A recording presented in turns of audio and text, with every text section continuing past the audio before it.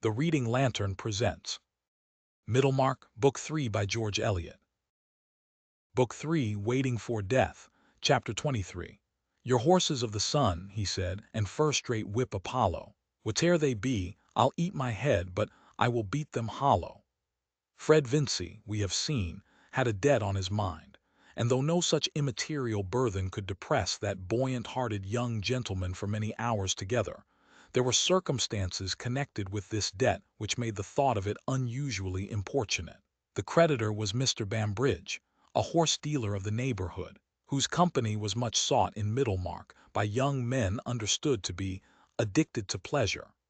During the vacations, Fred had naturally required more amusements than he had ready money for, and Mr. Bambridge had been accommodating enough not only to trust him for the hire of horses and the accidental expense of ruining a fine hunter, but also to make a small advance by which he might be able to meet some losses at billiards. The total debt was £160. Bambridge was in no alarm about his money, being sure that young Vincey had backers, but he had required something to show for it, and Fred had at first given a bill with his own signature. 3 months later, he had renewed this bill with the signature of Caleb Garth. On both occasions, Fred had felt confident that he should meet the bill himself, having ample funds at disposal in his own hopefulness. You will hardly demand that his confidence should have a basis in external facts. Such confidence, we know, is something less coarse and materialistic. It is a comfortable disposition leading us to expect that the wisdom of Providence or the folly of our friends, the mysteries of luck or the still greater mystery of our high individual value in the universe, will bring about agreeable issues, such as are consistent with our good taste in costume and our general preference for the best style of thing.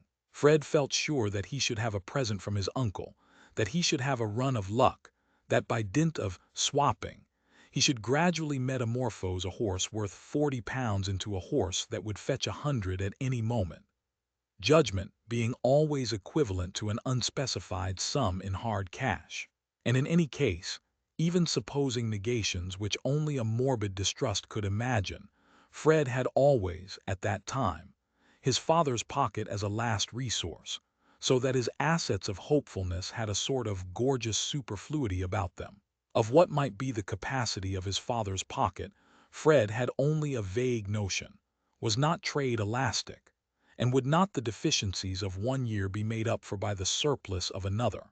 The Vinceys lived in an easy, profuse way, not with any new ostentation, but according to the family habits and traditions, so that the children had no standard of economy, and the elder ones retained some of their infantine notion that their father might pay for anything if he would.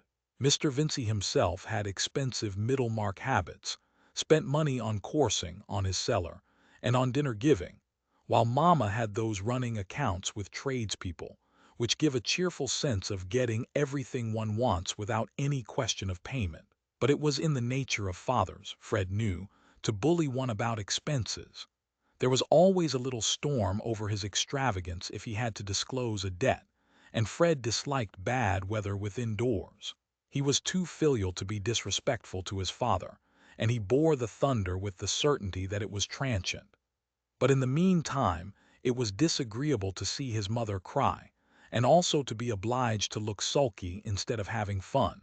For Fred was so good-tempered that if he looked glum under scolding, it was chiefly for propriety's sake. The easier course, plainly, was to renew the bill with a friend's signature. Why not? With the superfluous securities of hope at his command, there was no reason why he should not have increased other people's liabilities to any extent. But for the fact that men whose names were good for anything were usually pessimists, indisposed to believe that the universal order of things would necessarily be agreeable to an agreeable young gentleman. With a favor to ask, we review our list of friends, do justice to their more amiable qualities, forgive their little offenses, and concerning each in turn, try to arrive at the conclusion that he will be eager to oblige us, our own eagerness to be obliged being as communicable as other warmth. Still, there is always a certain number who are dismissed as but moderately eager until the others have refused, and it happened that Fred checked off all his friends but one, on the ground that applying to them would be disagreeable, being implicitly convinced that he at least, whatever might be maintained about mankind generally, had a right to be free from anything disagreeable. That he should ever fall into a thoroughly unpleasant position, wear trousers shrunk with washing, eat cold mutton, have to walk for want of a horse, or to duck under in any sort of way, was an absurdity irreconcilable with those cheerful intuitions implanted in him by nature. And Fred winced under the idea of being looked down upon as wanting funds for small debts. Thus it came to pass that the friend whom he chose to apply to was at once the poorest and the kindest, namely, Caleb Garth.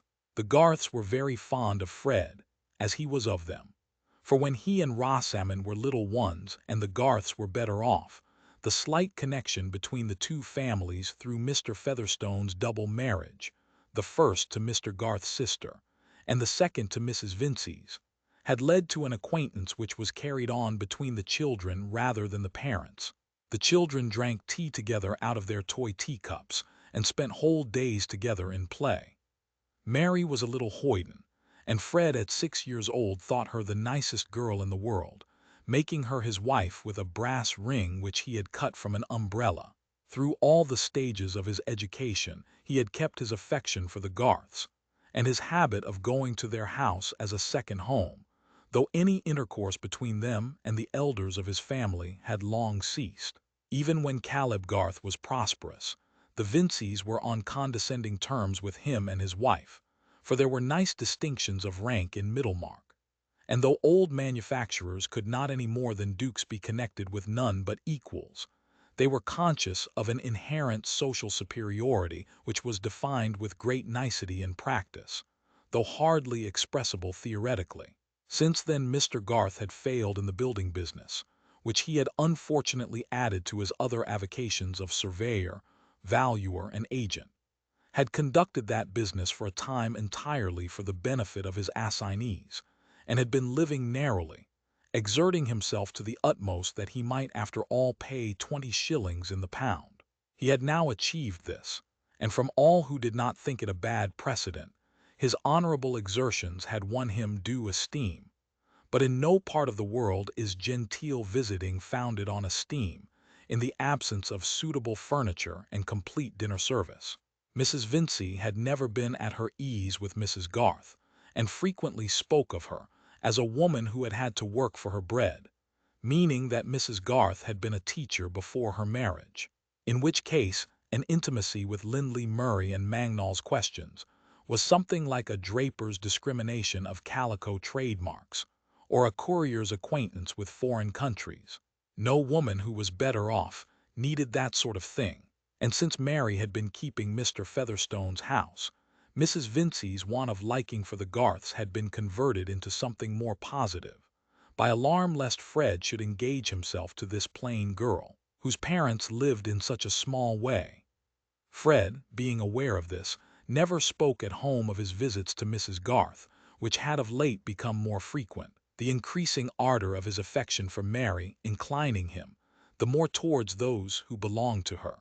Mr. Garth had a small office in the town, and to this Fred went with his request.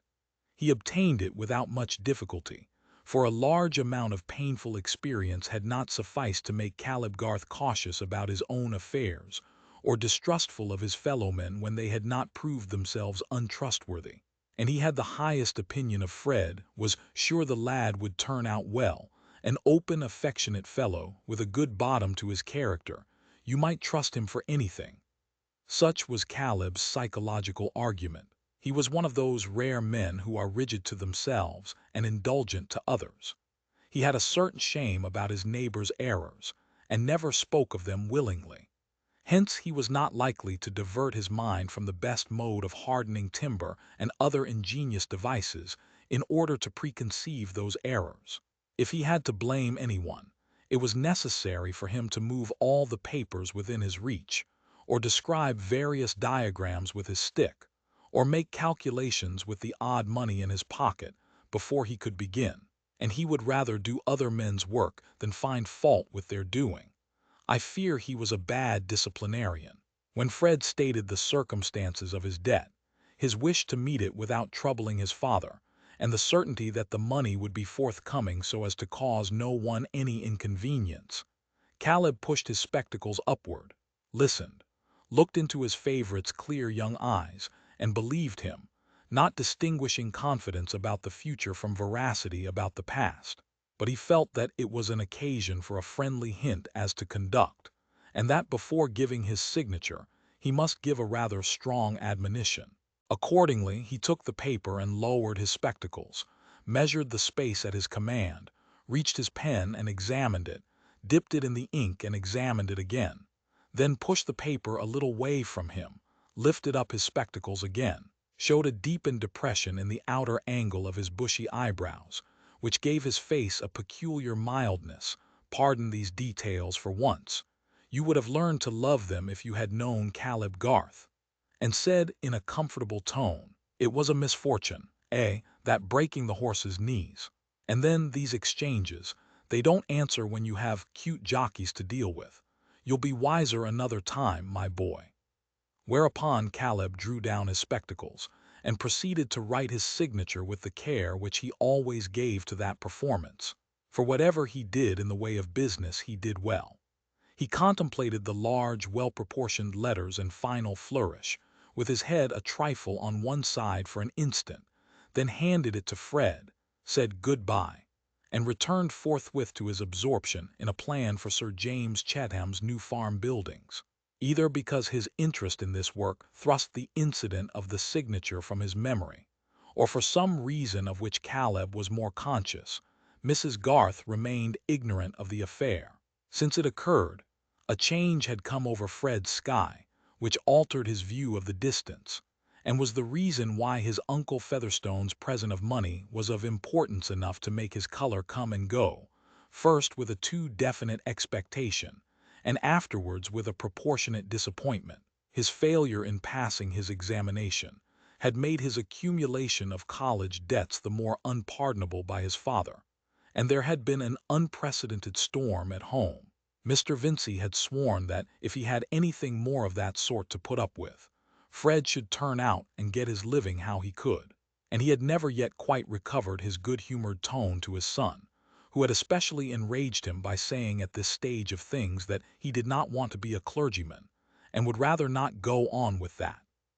Fred was conscious that he would have been yet more severely dealt with if his family as well as himself had not secretly regarded him as Mr. Featherstone's heir, that old gentleman's pride in him, and apparent fondness for him, serving in the stead of more exemplary conduct.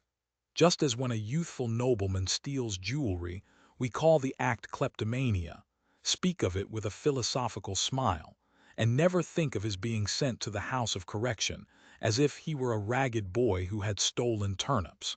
In fact, tacit expectations of what would be done for him by Uncle Featherstone determined the angle at which most people viewed Fred Vincey in Middlemarch, and in his own consciousness, what Uncle Featherstone would do for him in an emergency, or what he would do simply as an incorporated luck, formed always an immeasurable depth of aerial perspective. But that present of banknotes once made was measurable, and being applied to the amount of the debt, showed a deficit which had still to be filled up either by Fred's judgment or by luck in some other shape. For that little episode of the alleged borrowing, in which he had made his father the agent in getting the Bulstrode certificate, was a new reason against going to his father for money towards meeting his actual debt. Fred was keen enough to foresee that anger would confuse distinctions, and that his denial of having borrowed expressly on the strength of his uncle's will would be taken as a falsehood. He had gone to his father and told him one vexatious affair, and he had left another untold. In such cases, the complete revelation always produces the impression of a previous duplicity. Now Fred piqued himself on keeping clear of lies and even fibs. He often shrugged his shoulders and made a significant grimace at what he called Rosamond's fibs. It is only brothers who can associate such ideas with a lovely girl, and rather than incur the accusation of falsehood he would even incur some trouble and self-restraint. It was under strong inward pressure of this kind that Fred had taken the wise step of depositing the £80 with his mother. It was a pity that he had not at once given them to Mr. Garth, but he meant to make the sum complete with another 60, and with a view to this, he had kept £20 in his own pocket as a sort of seed corn, which, planted by judgment and watered by luck, might yield more than threefold. A very poor rate of multiplication when the field is a young gentleman's infinite soul, with all the numerals at command. Fred was not a gambler. He had not that specific disease in which the suspension of the whole nervous energy on a chance or risk becomes as necessary as the dram to the drunkard.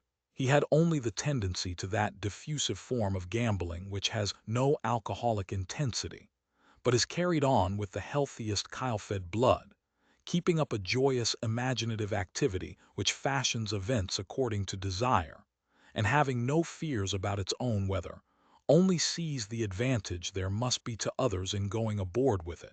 Hopefulness has a pleasure in making a throw of any kind, because the prospect of success is certain, and only a more generous pleasure in offering as many as possible a share in the stake. Fred liked play, especially billiards, as he liked hunting or riding a steeplechase, and he only liked it the better because he wanted money and hoped to win. But the £20 worth of seed corn had been planted in vain in the seductive green plot, all of it at least which had not been dispersed by the roadside, and Fred found himself close upon the term of payment with no money at command beyond the £80 which he had deposited with his mother. The broken-winded horse which he rode represented a present which had been made to him a long while ago by his uncle Featherstone.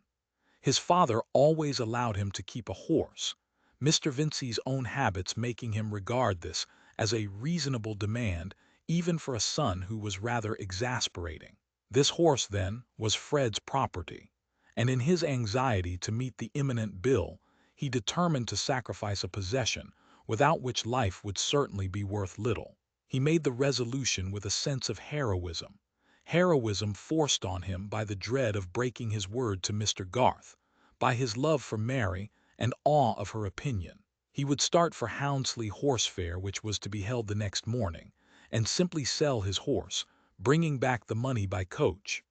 Well, the horse would hardly fetch more than £30, and there was no knowing what might happen. It would be folly to balk himself of luck beforehand. It was 100 to 1 that some good chance would fall in his way. The longer he thought of it, the less possible it seemed that he should not have a good chance, and the less reasonable that he should not equip himself with the powder and shot for bringing it down. He would ride to Houndsley with Bambridge and with Horrocks, the vet, and without asking them anything expressly, he should virtually get the benefit of their opinion. Before he set out, Fred got the £80 from his mother. Most of those who saw Fred riding out of Middlemarch in company with Bambridge and Horrocks, on his way of course to Houndsley horse fair, thought that young Vincey was pleasure-seeking as usual, and but for an unwonted consciousness of grave matters on hand, he himself would have had a sense of dissipation, and of doing what might be expected of a gay young fellow, considering that Fred was not at all coarse, that he rather looked down on the manners and speech of young men who had not been to the university, and that he had written stanzas as pastoral and unvoluptuous as his flute-playing. His attraction towards Bambridge and Horrocks was an interesting fact which even the love of horseflesh would not wholly account for without that mysterious influence of naming, which determineth so much of mortal choice. Under any other name than pleasure, the society of Messrs. Bambridge and Horrocks must certainly have been regarded as monotonous, and to arrive with them at Houndsley on a drizzling afternoon, to get down at the Red Lion in a street shaded with coal dust, and dine in a room furnished with a dirt-enameled map of the county, a bad portrait of an anonymous horse in a stable, His Majesty George IV with legs and cravat, and various leaden spittoons, might have seemed a hard business, but for the sustaining power of nomenclature which determined that the pursuit of these things was gay. In Mr. Horrocks there was certainly an apparent unfathomableness which offered play to the imagination. Costume, at a glance, gave him a thrilling association with horses, enough to specify the hat brim, which took the slightest upward angle just to escape the suspicion of bending downwards. And nature had given him a face which, by dint of Mongolian eyes, and a nose, mouth, and chin seeming to follow his hat brim in a moderate inclination upwards, gave the effect of a subdued, unchangeable, skeptical smile, of all expressions the most tyrannous over a susceptible mind, and when accompanied by adequate silence, likely to create the reputation of an invincible understanding, an infinite fund of humor, too dry to flow, and probably in a state of immovable crust, and a critical judgment which, if you could ever be fortunate enough to know it, would be the thing and no other. It is a physiognomy seen in all vocations, but perhaps it has never been more powerful over the youth of England than in a judge of horses. Mr. Horrocks, at a question from Fred about his horse's fetlock, turned sideways in his saddle, and watched the horse's action for the space of 3 minutes, then turned forward, twitched his own bridle, and remained silent with a profile neither more nor less skeptical than it had been. The part thus played in dialogue by Mr. Horrocks was terribly effective. A mixture of passions was excited in Fred, a mad desire to thrash Horrocks' opinion into utterance, restrained by anxiety to retain the advantage of his friendship. There was always the chance that Horrocks might say something quite invaluable at the right moment. Mr. Bambridge had more open manners, and appeared to give forth his ideas without economy. He was loud, robust, and was sometimes spoken of as being given to indulgence, chiefly in swearing, drinking, and beating his wife. Some people who had lost by him called him a vicious man, but he regarded horse-stealing as the finest of the arts, and might have argued plausibly that it had nothing to do with morality. He was undeniably a prosperous man, bore his drinking better than others bore their moderation, and on the whole flourished like the green bay tree. But his range of conversation was limited, and like the fine old tune, drops of brandy, gave you after a while a sense of returning upon itself in a way that might make weak heads dizzy. But a slight infusion of Mr. Bambridge was felt to give tone and character to several circles in Middlemarch, and he was a distinguished figure in the bar and billiard room at the Green Dragon. He knew some anecdotes about the heroes of the turf, and various clever tricks of marquises and viscounts, which seemed to prove that blood asserted its preeminence even among blacklegs. But the minute retentiveness of his memory was chiefly shown about the horses he had himself bought and sold, the number of miles they would trot you in no time without turning a hair being, after the lapse of years, still a subject of passionate asseveration, in which he would assist the imagination of his hearers by solemnly swearing that they never saw anything like it. In short, Mr. Bambridge was a man of pleasure and a gay companion. Fred was subtle, and did not tell his friends that he was going to Houndsley bent on selling his horse. He wished to get indirectly at their genuine opinion of its value, not being aware that a genuine opinion was the last thing likely to be extracted from such eminent critics. It was not Mr. Bambridge's weakness to be a gratuitous flatterer. He had never before been so much struck with the fact that this unfortunate bay was a roarer to a degree which required the roundest word for perdition to give you any idea of it. You made a bad hand at swapping when you went to anybody but me, Vincey. Why, you never threw your leg across a finer horse than that chestnut, and you gave him for this brute. If you set him cantering, he goes on like 20 sawyers. I never heard but one worse roarer in my life, and that was a roan. It belonged to Pegwell, the corn factor. He used to drive him in his gig 7 years ago, and he wanted me to take him, but I said, "Thank you, Peg, I don't deal in wind instruments." That was what I said. It went the round of the country, that joke did. But what the hell? The horse was a penny trumpet to that roarer of yours. Why, you said just now his was worse than mine, said Fred, more irritable than usual. I said a lie then, said Mr. Bambridge emphatically. There wasn't a penny to choose between 'em. Fred spurred his horse, and they trotted on a little way. When they slackened again, Mr. Bambridge said, "Not but what the roan was a better trotter than yours." "I'm quite satisfied with his paces, I know," said Fred, who required all the consciousness of being in gay company to support him. I say his trot is an uncommonly clean one, Horrocks. Mr. Horrocks looked before him with as complete a neutrality as if he had been a portrait by a great master.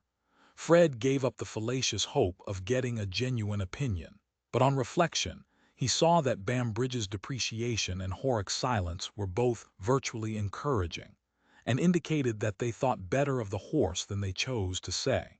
That very evening, indeed, before the fair had set in, Fred thought he saw a favorable opening for disposing advantageously of his horse, but an opening which made him congratulate himself on his foresight in bringing with him his £80. A young farmer, acquainted with Mr. Bambridge, came into the Red Lion and entered into conversation about parting with a hunter, which he introduced at once as Diamond, implying that it was a public character. For himself, he only wanted a useful hack, which would draw upon occasion, being about to marry and to give up hunting. The hunter was in a friend's stable at some little distance. There was still time for gentlemen to see it before dark. The friend's stable had to be reached through a back street, where you might as easily have been poisoned without expense of drugs as in any grim street of that unsanitary period. Fred was not fortified against disgust by brandy, as his companions were, but the hope of having at last seen the horse that would enable him to make money was exhilarating enough to lead him over the same ground again the first thing in the morning. He felt sure that if he did not come to a bargain with the farmer, Bambridge would. For the stress of circumstances, Fred felt, was sharpening his acuteness and endowing him with all the constructive power of suspicion. Bambridge had run down Diamond in a way that he never would have done, the horse being a friend's, if he had not thought of buying it. Everyone who looked at the animal, even Horrocks, was evidently impressed with its merit. To get all the advantage of being with men of this sort, you must know how to draw your inferences, and not be a spoon who takes things literally.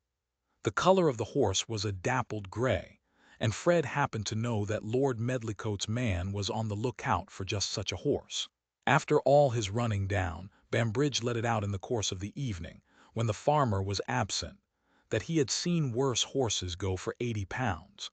Of course, he contradicted himself 20 times over, but when you know what is likely to be true, you can test a man's admissions.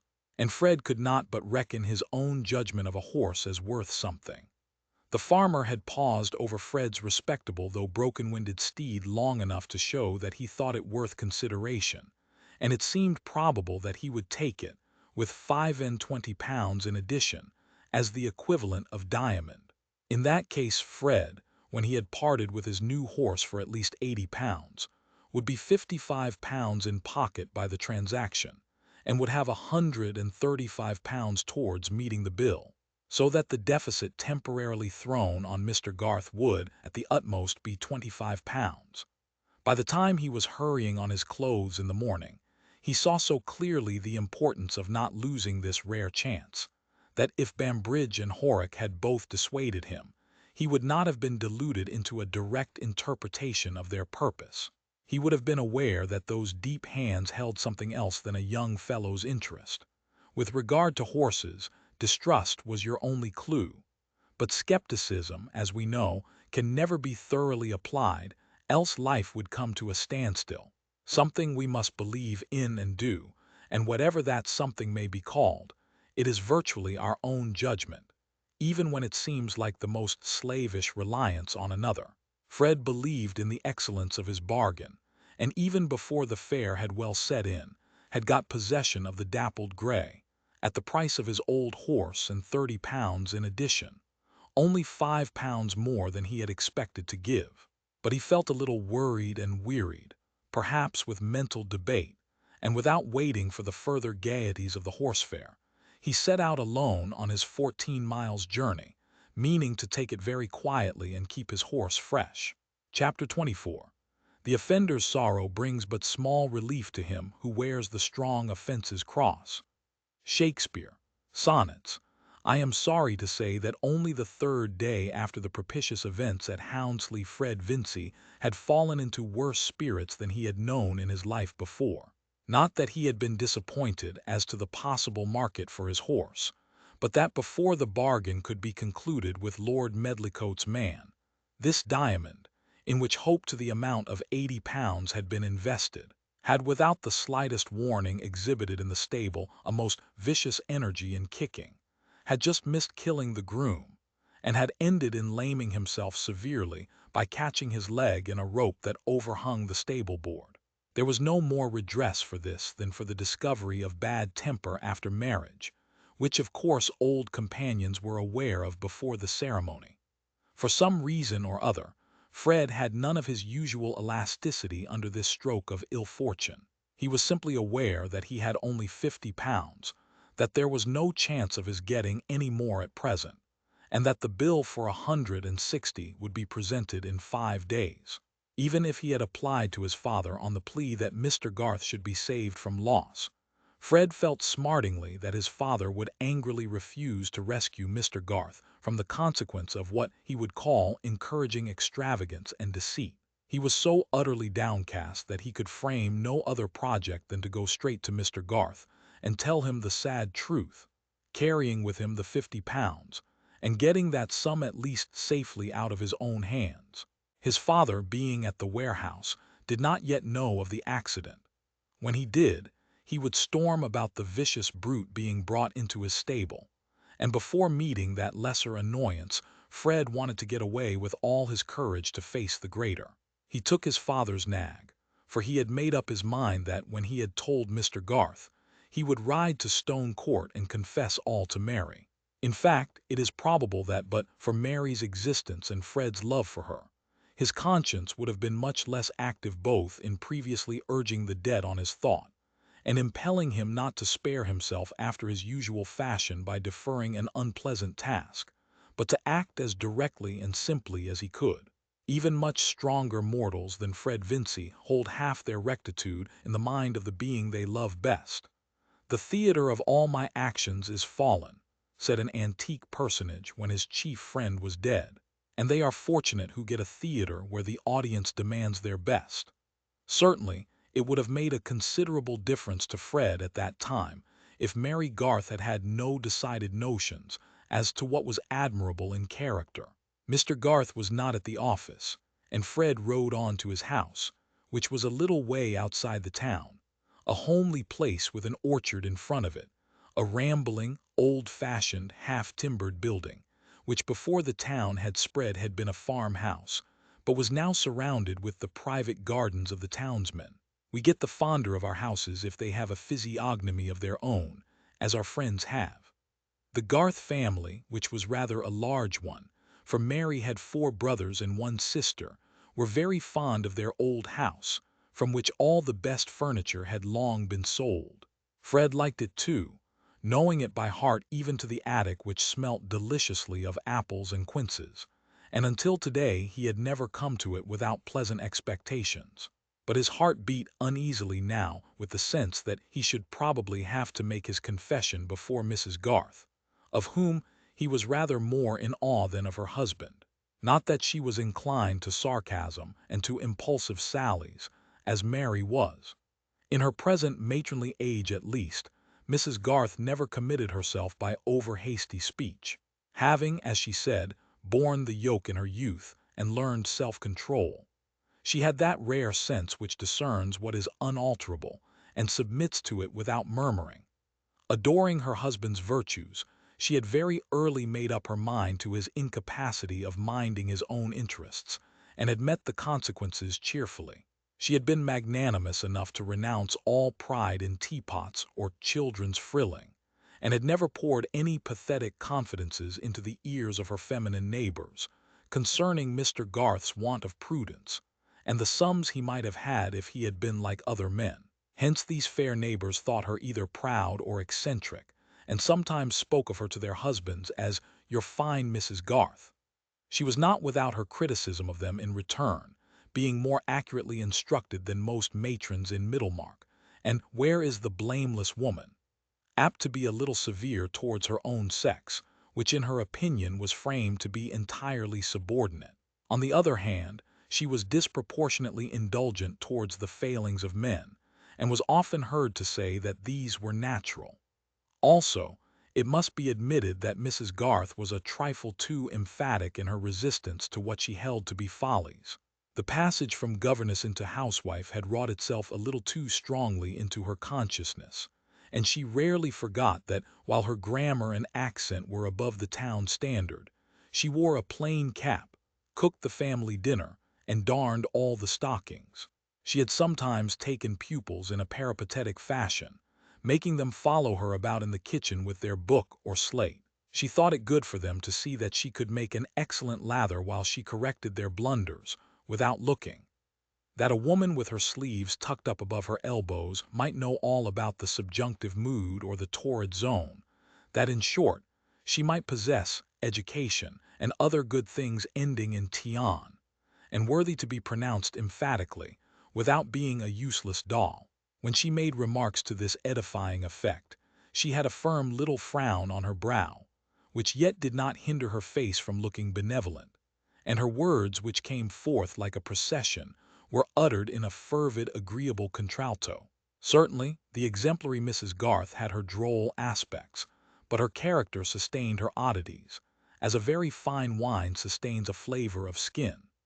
Towards Fred Vincy she had a motherly feeling, and had always been disposed to excuse his errors, though she would probably not have excused Mary for engaging herself to him, her daughter being included in that more rigorous judgment which she applied to her own sex.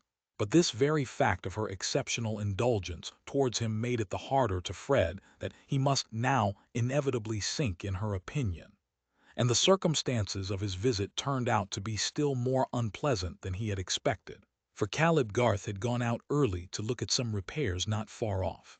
Mrs. Garth at certain hours was always in the kitchen, and this morning she was carrying on several occupations at once there, making her pies at the well-scoured deal table on one side of that airy room, observing Sally's movements at the oven and dough tub through an open door, and giving lessons to her youngest boy and girl, who were standing opposite to her at the table with their books and slates before them. A tub and a clothes horse at the other end of the kitchen indicated an intermittent wash of small things also going on. Mrs. Garth, with her sleeves turned above her elbows, deftly handling her pastry, applying her rolling pin and giving ornamental pinches, while she expounded with grammatical fervor what were the right views about the concord of verbs and pronouns with nouns of multitude or signifying many, was a sight agreeably amusing. She was of the same curly-haired, square-faced type as Mary, but handsomer, with more delicacy of feature, a pale skin, a solid matronly figure, and a remarkable firmness of glance. In her snowy frilled cap, she reminded one of that delightful Frenchwoman whom we have all seen marketing, basket on arm. Looking at the mother, you might hope that the daughter would become like her, which is a prospective advantage equal to a dowry. The mother, too, often standing behind the daughter like a malignant prophecy. Such as I am, she will shortly be. Now let us go through that once more, said Mrs. Garth, pinching an apple puff which seemed to distract Ben, an energetic young male with a heavy brow, from due attention to the lesson, not without regard to the import of the word as conveying unity or plurality of idea. Tell me again what that means, Ben. Mrs. Garth, like more celebrated educators, had her favorite ancient paths, and in a general wreck of society would have tried to hold her Lindley Murray above the waves. Oh, it means, you must think what you mean, said Ben, rather peevishly. I hate grammar, what's the use of it? To teach you to speak and write correctly so that you can be understood, said Mrs. Garth with severe precision. Should you like to speak as old Job does? Yes, said Ben stoutly. It's funnier. He says, yo goo, that's just as good as you go. But he says, a ship's in the garden instead of a sheep, said Letty with an air of superiority. You might think he meant a ship off the sea. No, you mightn't if you weren't silly, said Ben. How could a ship off the sea come there? These things belong only to pronunciation, which is the least part of grammar, said Mrs. Garth. That apple peel is to be eaten by the pigs, Ben. If you eat it, I must give them your piece of pasty. Job has only to speak about very plain things. How do you think you would write or speak about anything more difficult? if you knew no more of grammar than he does. You would use wrong words and put words in the wrong places, and instead of making people understand you, they would turn away from you as a tiresome person. What would you do then?" "I shouldn't care, I should leave off," said Ben, with a sense that this was an agreeable issue where grammar was concerned. "I see you are getting tired and stupid, Ben," said Mrs. Garth, accustomed to these obstructive arguments from her male offspring. Having finished her pies, she moved towards the clothes-horse and said, "Come here and tell me the story I told you on Wednesday about Cincinnatus." "I know. He was a farmer," said Ben. "Now, Ben, he was a Roman, let me tell," said Letty, using her elbow contentiously. "You silly thing, he was a Roman farmer and he was plowing." "Yes, but before that didn't come first, people wanted him," said Letty. "Well, but you must say what sort of a man he was first," insisted Ben. "He was a wise man like my father, and that made the people want his advice. And he was a brave man and could fight. And so could my father, couldn't he, Mother?" "Now, Ben, let me tell the story straight on as Mother told it us," said Letty, frowning. "Please, Mother, tell Ben not to speak." "Letty, I am ashamed of you," said her mother, wringing out the caps from the tub. "When your brother began, you ought to have waited to see if he could not tell the story. How rude you look, pushing and frowning, as if you wanted to conquer with your elbows. Cincinnatus, I am sure, would have been sorry to see his daughter behave so." Mrs. Garth delivered this awful sentence with much majesty of enunciation, and Letty felt that between repressed volubility and general disesteem, that of the Romans inclusive, life was already a painful affair.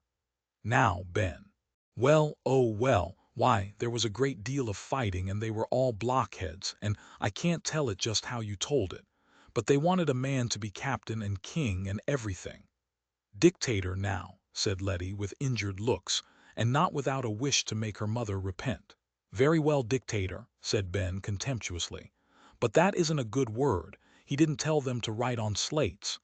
"Come, come, Ben, you are not so ignorant as that," said Mrs. Garth, carefully serious. "Hark, there is a knock at the door. Run, Letty, and open it." The knock was Fred's, and when Letty said that her father was not in yet but that her mother was in the kitchen, Fred had no alternative. He could not depart from his usual practice of going to see Mrs. Garth in the kitchen if she happened to be at work there. He put his arm round Letty's neck silently, and led her into the kitchen without his usual jokes and caresses. Mrs. Garth was surprised to see Fred at this hour, but surprise was not a feeling that she was given to express, and she only said, quietly continuing her work, "You, Fred, so early in the day. You look quite pale. Has anything happened?" "I want to speak to Mr. Garth," said Fred, not yet ready to say more. "And to you also," he added after a little pause, for he had no doubt that Mrs. Garth knew everything about the bill, and he must in the end speak of it before her, if not to her solely. "Caleb will be in again in a few minutes," said Mrs. Garth, who imagined some trouble between Fred and his father. "He is sure not to be long, because he has some work at his desk that must be done this morning. Do you mind staying with me while I finish my matters here?"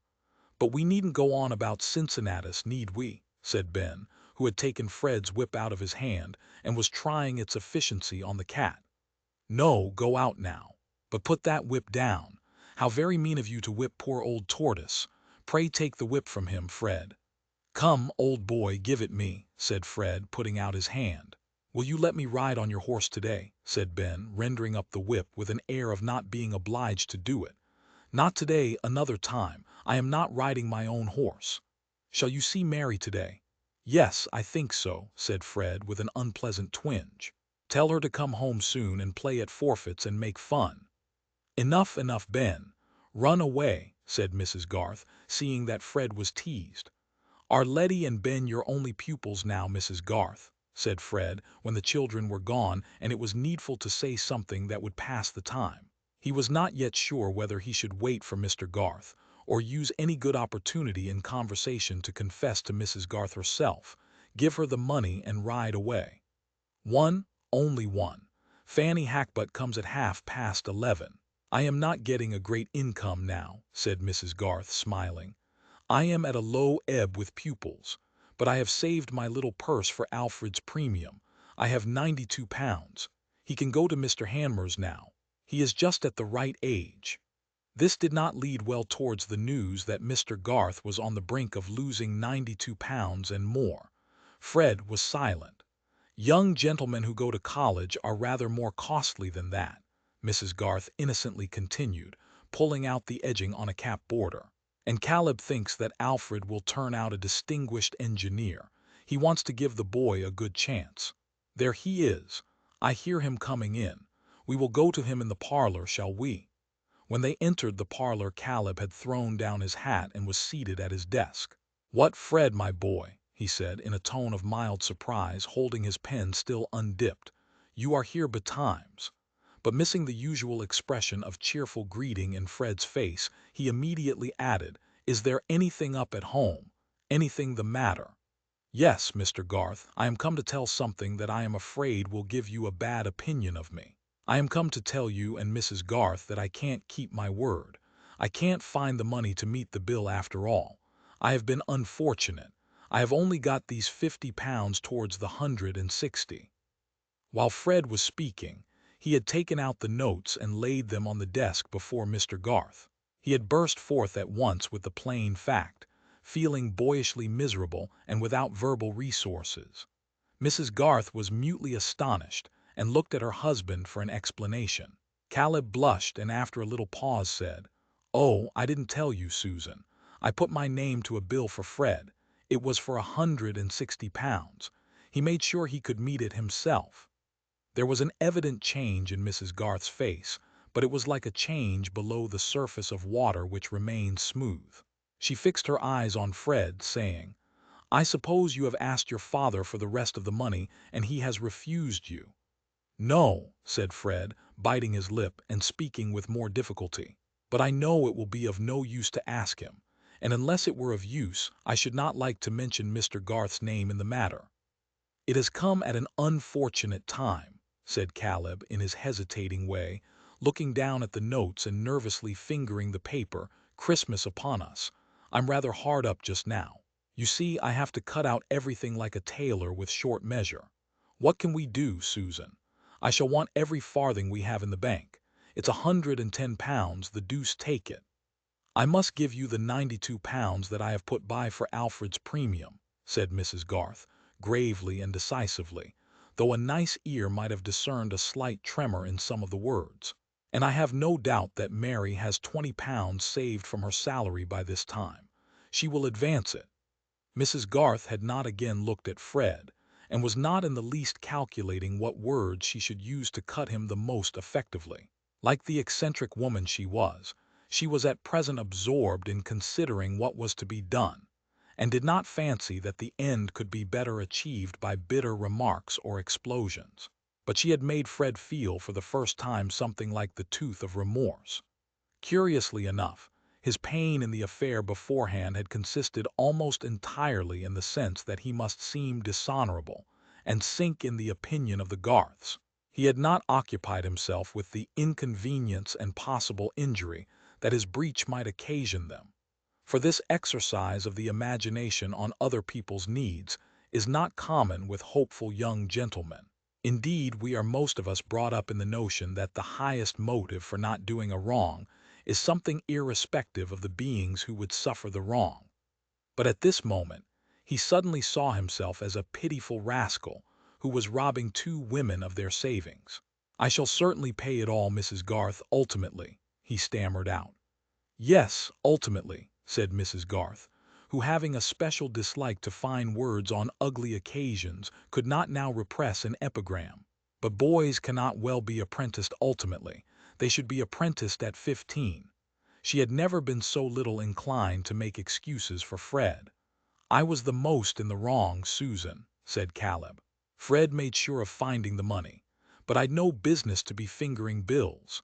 I suppose you have looked all round and tried all honest means," he added, fixing his merciful gray eyes on Fred. Caleb was too delicate to specify Mr. Featherstone. "Yes, I have tried everything, I really have. I should have had £130 ready but for a misfortune with a horse which I was about to sell." My uncle had given me £80, and I paid away 30 with my old horse in order to get another which I was going to sell for 80 or more. I meant to go without a horse, but now it has turned out vicious and lamed itself. I wish I and the horses too had been at the devil before I had brought this on you. There's no one else I care so much for. You and Mrs. Garth have always been so kind to me. However, it's no use saying that. You will always think me a rascal now." Fred turned round and hurried out of the room, conscious that he was getting rather womanish, and feeling confusedly that his being sorry was not of much use to the Garths. They could see him mount and quickly pass through the gate. "I am disappointed in Fred Vincy," said Mrs. Garth. "I would not have believed beforehand that he would have drawn you into his debts. I knew he was extravagant, but I did not think that he would be so mean as to hang his risks on his oldest friend, who could the least afford to lose." "I was a fool, Susan." "That you were," said the wife, nodding and smiling. "But I should not have gone to publish it in the marketplace. Why should you keep such things from me? It is just so with your buttons. You let them burst off without telling me and go out with your wristband hanging. If I had only known, I might have been ready with some better plan." "You are sadly cut up, I know, Susan," said Caleb, looking feelingly at her. "I can't abide your losing the money you've scraped together for Alfred. It is very well that I had scraped it together, and it is you who will have to suffer, for you must teach the boy yourself. You must give up your bad habits. Some men take to drinking, and you have taken to working without pay. You must indulge yourself a little less in that, and you must ride over to Mary and ask the child what money she has."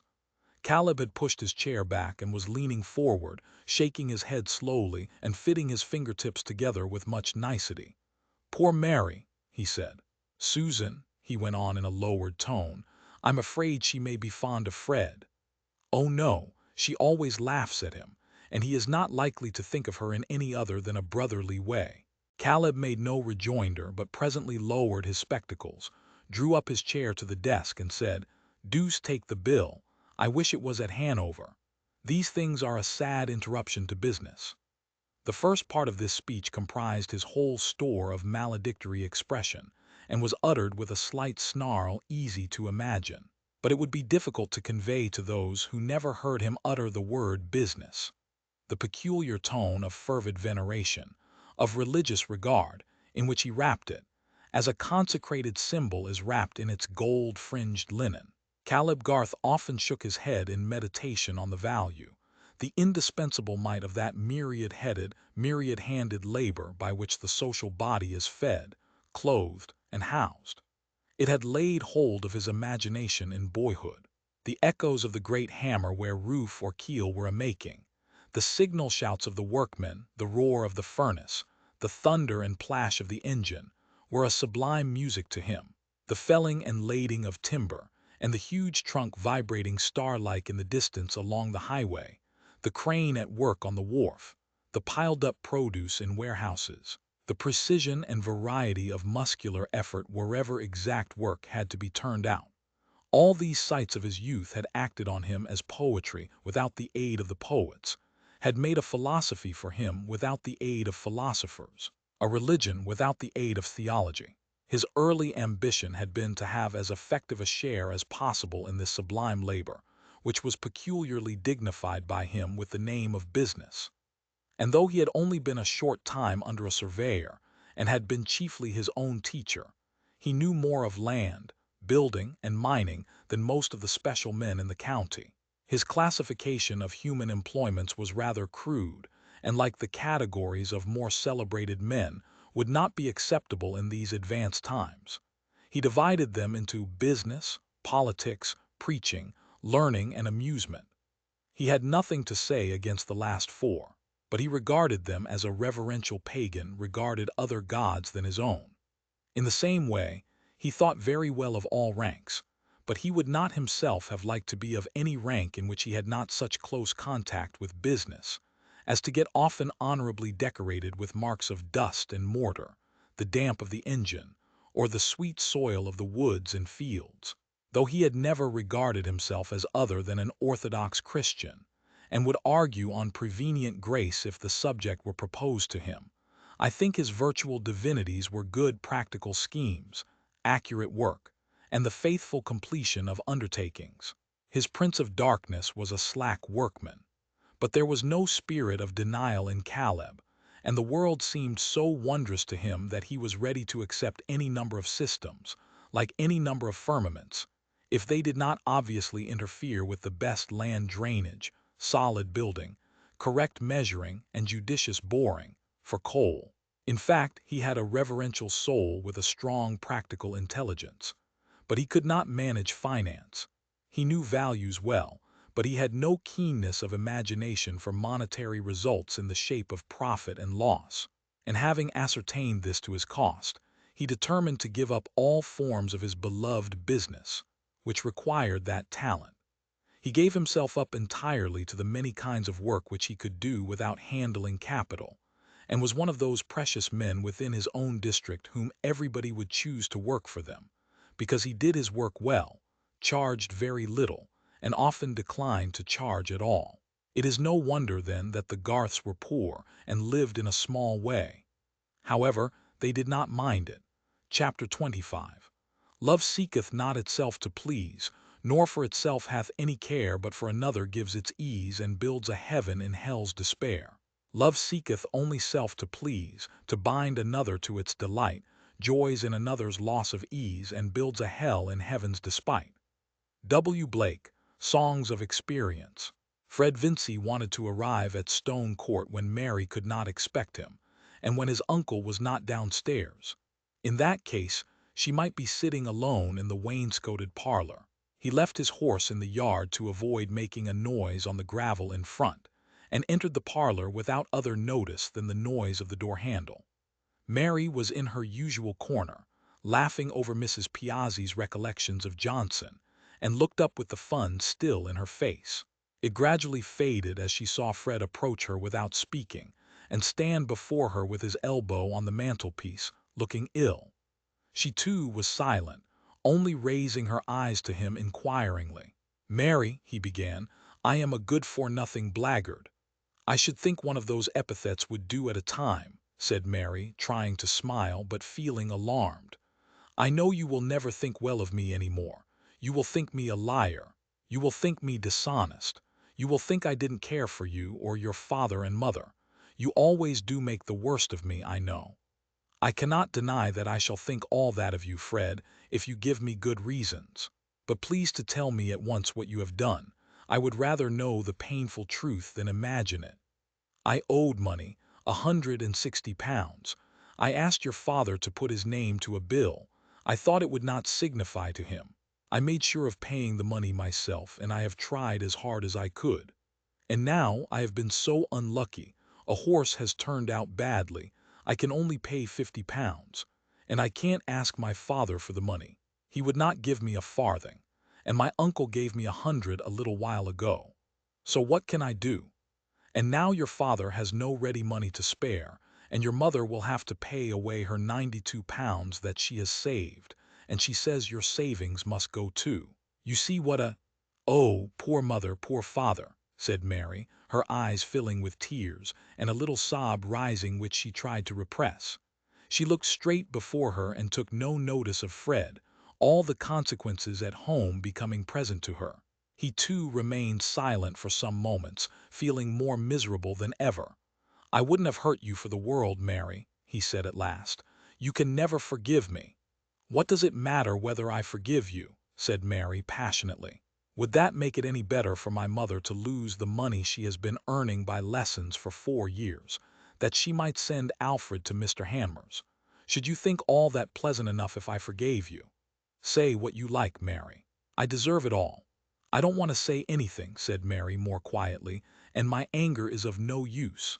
She dried her eyes, threw aside her book, rose and fetched her sewing. Fred followed her with his eyes, hoping that they would meet hers, and in that way find access for his imploring penitence. But no, Mary could easily avoid looking upward. "I do care about your mother's money going," he said, when she was seated again and sewing quickly. "I wanted to ask you, Mary, don't you think that Mr. Featherstone, If you were to tell him, about apprenticing Alfred, would advance the money. My family is not fond of begging, Fred. We would rather work for our money. Besides, you say that Mr. Featherstone has lately given you £100. He rarely makes presents. He has never made presents to us. I am sure my father will not ask him for anything, and even if I chose to beg of him, it would be of no use. I am so miserable, Mary. If you knew how miserable I am, you would be sorry for me. There are other things to be more sorry for than that, but selfish people always think their own discomfort of more importance than anything else in the world. I see enough of that every day. It is hardly fair to call me selfish. If you knew what things other young men do, you would think me a good way off the worst. I know that people who spend a great deal of money on themselves without knowing how they shall pay must be selfish. They are always thinking of what they can get for themselves, and not of what other people may lose. Any man may be unfortunate, Mary, and find himself unable to pay when he meant it. There is not a better man in the world than your father, and yet he got into trouble. How dare you make any comparison between my father and you, Fred? Said Mary, in a deep tone of indignation. He never got into trouble by thinking of his own idle pleasures, but because he was always thinking of the work he was doing for other people, and he has fared hard and worked hard to make good everybody's loss. And you think that I shall never try to make good anything, Mary. It is not generous to believe the worst of a man. When you have got any power over him, I think you might try and use it to make him better, but that is what you never do. However, I'm going, Fred ended languidly. I shall never speak to you about anything again. I'm very sorry for all the trouble I've caused. That's all. Mary had dropped her work out of her hand and looked up. There is often something maternal even in a girlish love, and Mary's hard experience had wrought her nature to an impressibility very different from that hard slight thing which we call girlishness. At Fred's last words she felt an instantaneous pang, something like what a mother feels at the imagined sobs or cries of her naughty truant child, which may lose itself and get harm. And when, looking up, her eyes met his dull, despairing glance, her pity for him surmounted her anger and all her other anxieties. "Oh, Fred, how ill you look!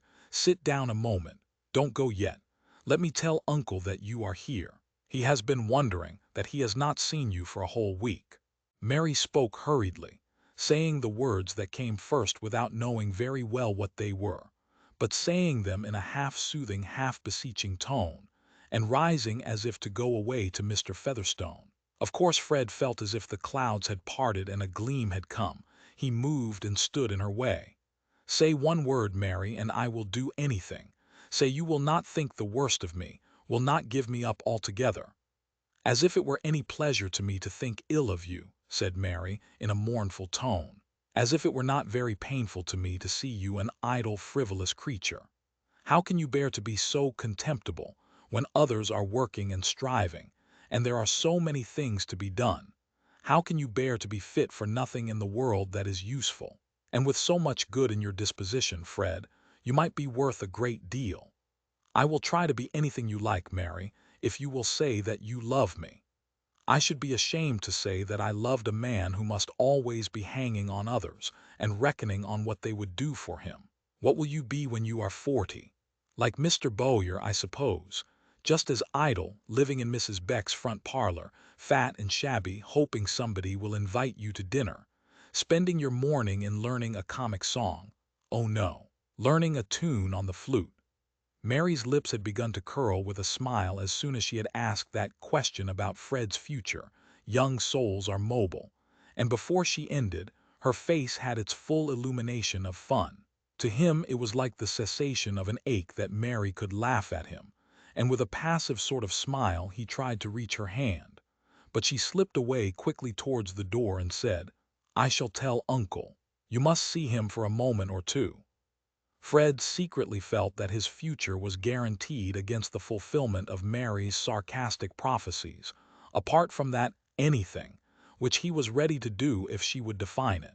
He never dared in Mary's presence to approach the subject of his expectations from Mr. Featherstone, and she always ignored them, as if everything depended on himself.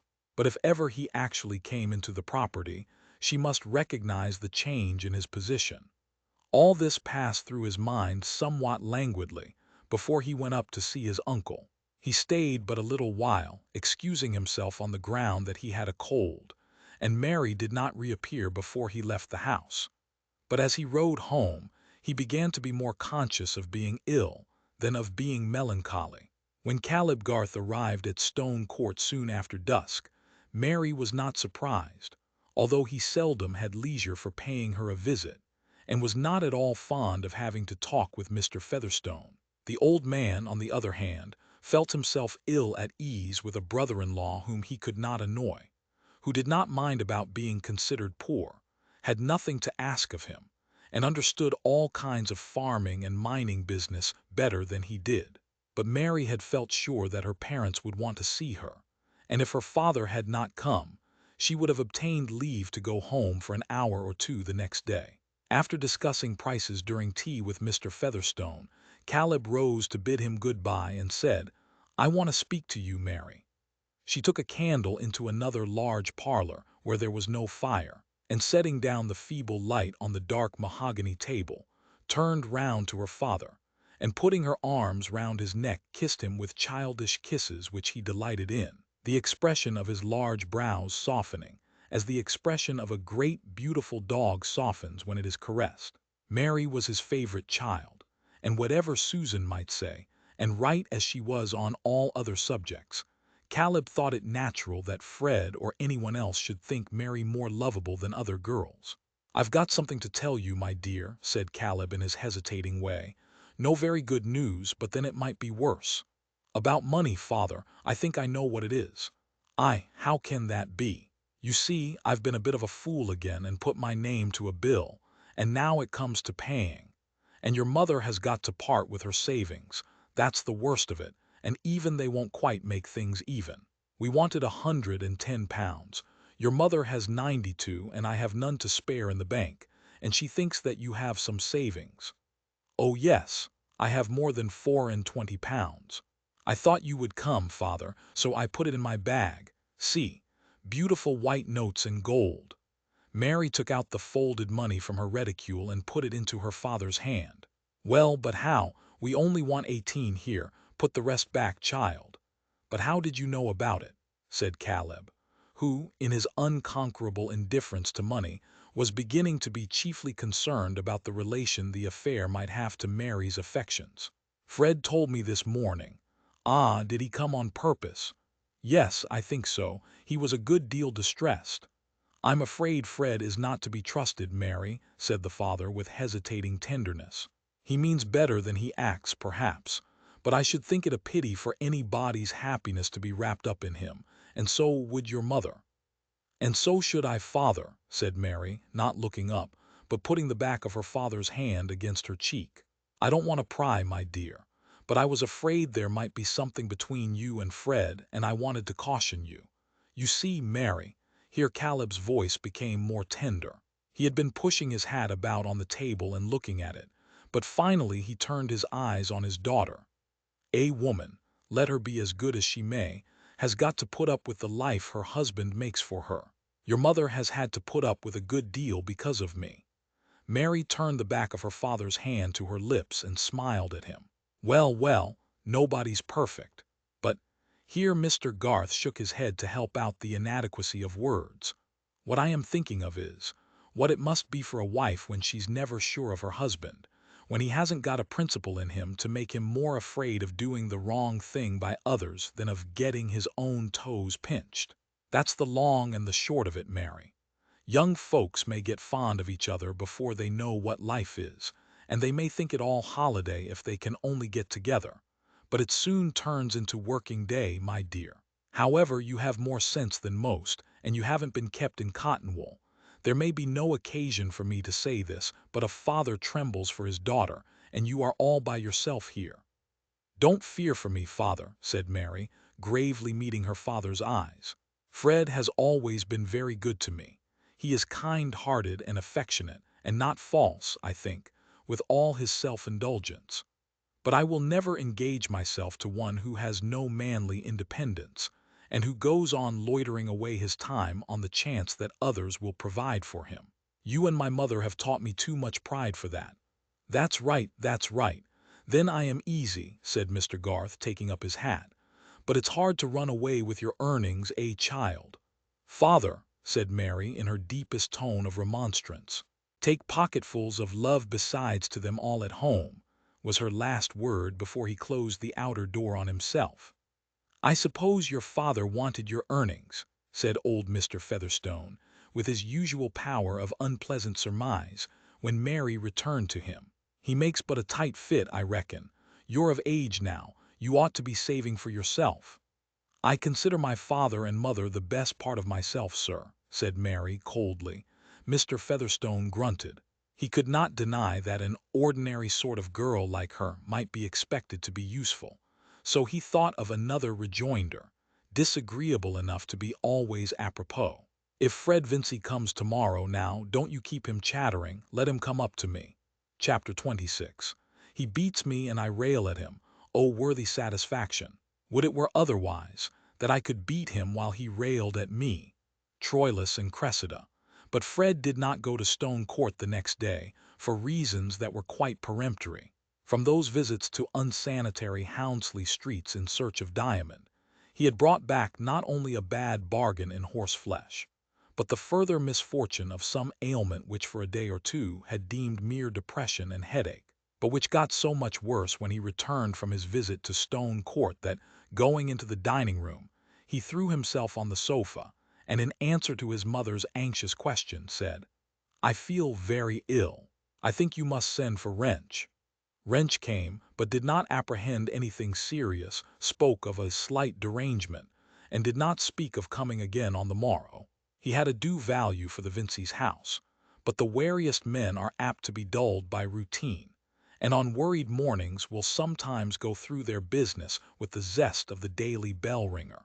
Mr. Wrench was a small, neat, bilious man with a well-dressed wig. He had a laborious practice, an irascible temper, a lymphatic wife and 7 children, and he was already rather late before setting out on a 4 miles drive to meet Dr. Minchin on the other side of Tipton, the decease of Hicks, a rural practitioner, having increased Middlemarch practice in that direction. Great statesmen and why not small medical men? Mr. Wrench did not neglect sending the usual white parcels, which this time had black and drastic contents.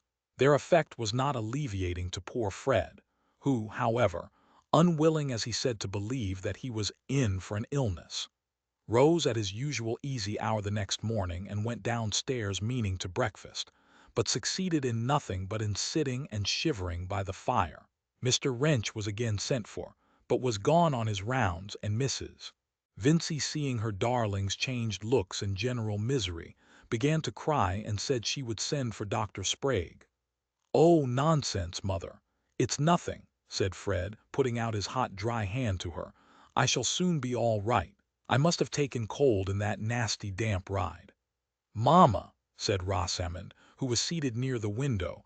The dining-room windows looked on that highly respectable street called Lydgate. "There is Mr. Lydgate, stopping to speak to someone. If I were you I would call him in. He has cured Ellen Bulstrode. They say he cures every one." Mrs. Vincey sprang to the window and opened it in an instant, thinking only of Fred and not of medical etiquette. Lydgate was only 2 yards off on the other side of some iron palisading, and turned round at the sudden sound of the sash, before she called to him. In 2 minutes he was in the room, and Rosamond went out, after waiting just long enough to show a pretty anxiety conflicting with her sense of what was becoming. Lydgate had to hear a narrative in which Mrs. Vincey's mind insisted with remarkable instinct on every point of minor importance, especially on what Mr. Wrench had said, and had not said about coming again. That there might be an awkward affair with Wrench, Lydgate saw at once, but the case was serious enough to make him dismiss that consideration. He was convinced that Fred was in the pink-skinned stage of typhoid fever, and that he had taken just the wrong medicines. He must go to bed immediately, must have a regular nurse, and various appliances and precautions must be used, about which Lydgate was particular. Poor Mrs. Vincey's terror at these indications of danger found vent in such words as came most easily. She thought it very ill usage on the part of Mr. Wrench, who had attended their house so many years in preference to Mr. Peacock, though Mr. Peacock was equally a friend. Why Mr. Wrench should neglect her children more than others, she could not for the life of her understand. He had not neglected Mrs. Larcher's when they had the measles, nor indeed would Mrs. Vincey have wished that he should. And if anything should happen— here poor Mrs. Vincey's spirit quite broke down, and her Niobe throat and good-humored face were sadly convulsed. This was in the hall out of Fred's hearing, but Rosamond had opened the drawing-room door, and now came forward anxiously. Lydgate apologized for Mr. Wrench, said that the symptoms yesterday might have been disguising, and that this form of fever was very equivocal in its beginnings. He would go immediately to the druggist's and have a prescription made up in order to lose no time, but he would write to Mr. Wrench and tell him what had been done. "But you must come again. You must go on attending Fred. I can't have my boy left to anybody who may come or not. I bear nobody ill will, thank God, and Mr. Wrench saved me in the pleurisy, but he'd better have let me die if— I will meet Mr. Wrench here then, shall I?" said Lydgate, really believing that Wrench was not well prepared to deal wisely with a case of this kind. "Pray make that arrangement, Mr. Lydgate," said Rosamond, coming to her mother's aid and supporting her arm to lead her away. When Mr. Vincey came home, he was very angry with Wrench, and did not care if he never came into his house again. Lydgate should go on now, whether Wrench liked it or not. It was no joke to have fever in the house.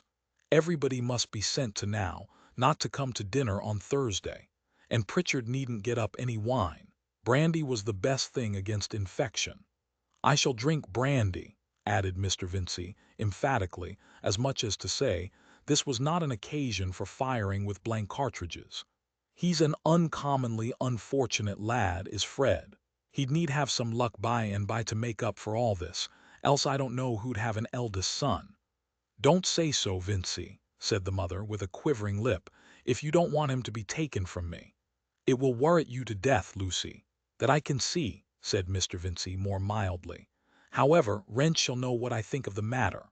What Mr. Vincey thought confusedly was, that the fever might somehow have been hindered if Wrench had shown the proper solicitude about the mayor's family. "I'm the last man to give in to the cry about new doctors, or new parsons either, whether they're Bulstrode's men or not. But Wrench shall know what I think, take it as he will." Wrench did not take it at all well. Lydgate was as polite as he could be in his off-hand way, but politeness in a man who has placed you at a disadvantage is only an additional exasperation, especially if he happens to have been an object of dislike beforehand. Country practitioners used to be an irritable species, susceptible on the point of honor, and Mr. Wrench was one of the most irritable among them. He did not refuse to meet Lydgate in the evening, but his temper was somewhat tried on the occasion. He had to hear Mrs. Vincey say, "Oh, Mr. Wrench, what have I ever done that you should use me so?" to go away and never to come again. And my boy might have been stretched a corpse. Mr. Vincey, who had been keeping up a sharp fire on the enemy infection, and was a good deal heated in consequence, started up when he heard Wrench come in, and went into the hall to let him know what he thought. "I'll tell you what, Wrench, this is beyond a joke," said the mayor, who of late had had to rebuke offenders with an official air, and now broadened himself by putting his thumbs in his armholes. "To let fever get unawares into a house like this. There are some things that ought to be actionable, and are not so, that's my opinion." But irrational reproaches were easier to bear than the sense of being instructed, or rather the sense that a younger man like Lydgate inwardly considered him in need of instruction, for in point of fact, Mr. Wrench afterwards said, Lydgate paraded flighty, foreign notions, which would not wear. He swallowed his ire for the moment, but he afterwards wrote to decline further attendance in the case. The house might be a good one, but Mr. Wrench was not going to truckle to anybody on a professional matter. He reflected, with much probability on his side, that Lydgate would by and by be caught tripping too, and that his ungentlemanly attempts to discredit the sale of drugs by his professional brethren would end by recoil on himself. He threw out biting remarks on Lydgate's tricks, worthy only of a quack, to get himself a factitious reputation with credulous people. That can about cures was never got up by sound practitioners. This was a point on which Lydgate smarted as much as wrench could desire. To be puffed by ignorance was not only humiliating, but perilous, and not more enviable than the reputation of the weather prophet. He was impatient of the foolish expectations amidst which all work must be carried on, and likely enough to damage himself as much as Mr. Wrench could wish, by an unprofessional openness. However, Lydgate was installed as medical attendant on the Vinceys, and the event was a subject of general conversation in Middlemarch. Some said that the Vinceys had behaved scandalously, that Mr. Vincey had threatened Wrench, and that Mrs. Vincey had accused him of poisoning her son. Others were of opinion that Mr. Lydgate's passing by was providential, that he was wonderfully clever in fevers, and that Bulstrode was in the right to bring him forward. Many people believed that Lydgate's coming to the town at all was really due to Bulstrode, and Mrs. Taft, who was always counting stitches and gathered her information in misleading fragments caught between the rows of her knitting, had got it into her head that Mr. Lydgate was a natural son of Bulstrode's, a fact which seemed to justify her suspicions of evangelical laymen. She one day communicated this piece of knowledge to Mrs. Fairbrother, who did not fail to tell her son of it, observing, "I should not be surprised at anything in Bulstrode, but I should be sorry to think it of Mr. Lydgate." "Why, mother," said Mr. Fairbrother, after an explosive laugh, "you know very well that Lydgate is of a good family in the north. He never heard of Bulstrode before he came here." "That is satisfactory so far as Mr. Lydgate is concerned, Camden," said the old lady, with an air of precision. "But as to Bulstrode, the report may be true of some other son." Chapter 27. Let the high muse chant love's Olympian. We are but mortals, and must sing of man. An eminent philosopher among my friends, who can dignify even your ugly furniture by lifting it into the serene light of science, has shown me this pregnant little fact. Your pier glass or extensive surface of polished steel made to be rubbed by a housemaid will be minutely and multitudinously scratched in all directions. But place now against it a lighted candle as a center of illumination, and lo, the scratches will seem to arrange themselves in a fine series of concentric circles round that little sun. It is demonstrable that the scratches are going everywhere impartially, and it is only your candle which produces the flattering illusion of a concentric arrangement, its light falling with an exclusive optical selection. These things are a parable. The scratches are events, and the candle is the egoism of any person now absent, of Miss Vincey, for example. Rosamond had a providence of her own who had kindly made her more charming than other girls, and who seemed to have arranged Fred's illness and Mr. Wrench's mistake in order to bring her and Lydgate within effective proximity. It would have been to contravene these arrangements if Rosamond had consented to go away to Stone Court or elsewhere, as her parents wished her to do, especially since Mr. Lydgate thought the precaution needless. Therefore, while Miss Morgan and the children were sent away to a farmhouse the morning after Fred's illness had declared itself, Rosamond refused to leave Papa and Mamma. Poor Mamma, indeed, was an object to touch any creature born of woman, and Mr. Vincey, who doted on his wife, was more alarmed on her account than on Fred's. But for his insistence she would have taken no rest. Her brightness was all bedimmed. Unconscious of her costume, which had always been so fresh and gay, she was like a sick bird with languid eye and plumage ruffled, her senses dulled to the sights and sounds that used most to interest her. Fred's delirium, in which he seemed to be wandering out of her reach, tore her heart. After her first outburst against Mr. Wrench, she went about very quietly. Her one low cry was to Lydgate. She would follow him out of the room and put her hand on his arm, moaning out, "Save my boy." Once she pleaded, "He has always been good to me, Mr. Lydgate. He never had a hard word for his mother," as if poor Fred's suffering were an accusation against him. All the deepest fibers of the mother's memory were stirred, and the young man whose voice took a gentler tone when he spoke to her was one with the babe whom she had loved, with a love new to her, before he was born. "I have good hope, Mrs. Vincey," Lydgate would say. "Come down with me and let us talk about the food." In that way he led her to the parlor where Rosamond was, and made a change for her, surprising her into taking some tea or broth which had been prepared for her. There was a constant understanding between him and Rosamond on these matters. He almost always saw her before going to the sick-room, and she appealed to him as to what she could do for Mamma. Her presence of mind and adroitness in carrying out his hints were admirable, and it is not wonderful that the idea of seeing Rosamond began to mingle itself with his interest in the case, especially when the critical stage was passed, and he began to feel confident of Fred's recovery. In the more doubtful time, he had advised calling in Dr. Sprague, who, if he could, would rather have remained neutral on Wrench's account. But after 2 consultations, the conduct of the case was left to Lydgate, and there was every reason to make him assiduous. Morning and evening he was at Mr. Vincey's, and gradually the visits became cheerful as Fred became simply feeble, and lay not only in need of the utmost petting but conscious of it, so that Mrs. Vincey felt as if, after all, the illness had made a festival for her tenderness. Both father and mother held it an added reason for good spirits, when old Mr. Featherstone sent messages by Lydgate, saying that Fred must make haste and get well, as he, Peter Featherstone, could not do without him, and missed his visits sadly. The old man himself was getting bedridden. Mrs. Vincey told these messages to Fred when he could listen, and he turned towards her his delicate, pinched face, from which all the thick blonde hair had been cut away, and in which the eyes seemed to have got larger, yearning for some word about Mary, wondering what she felt about his illness.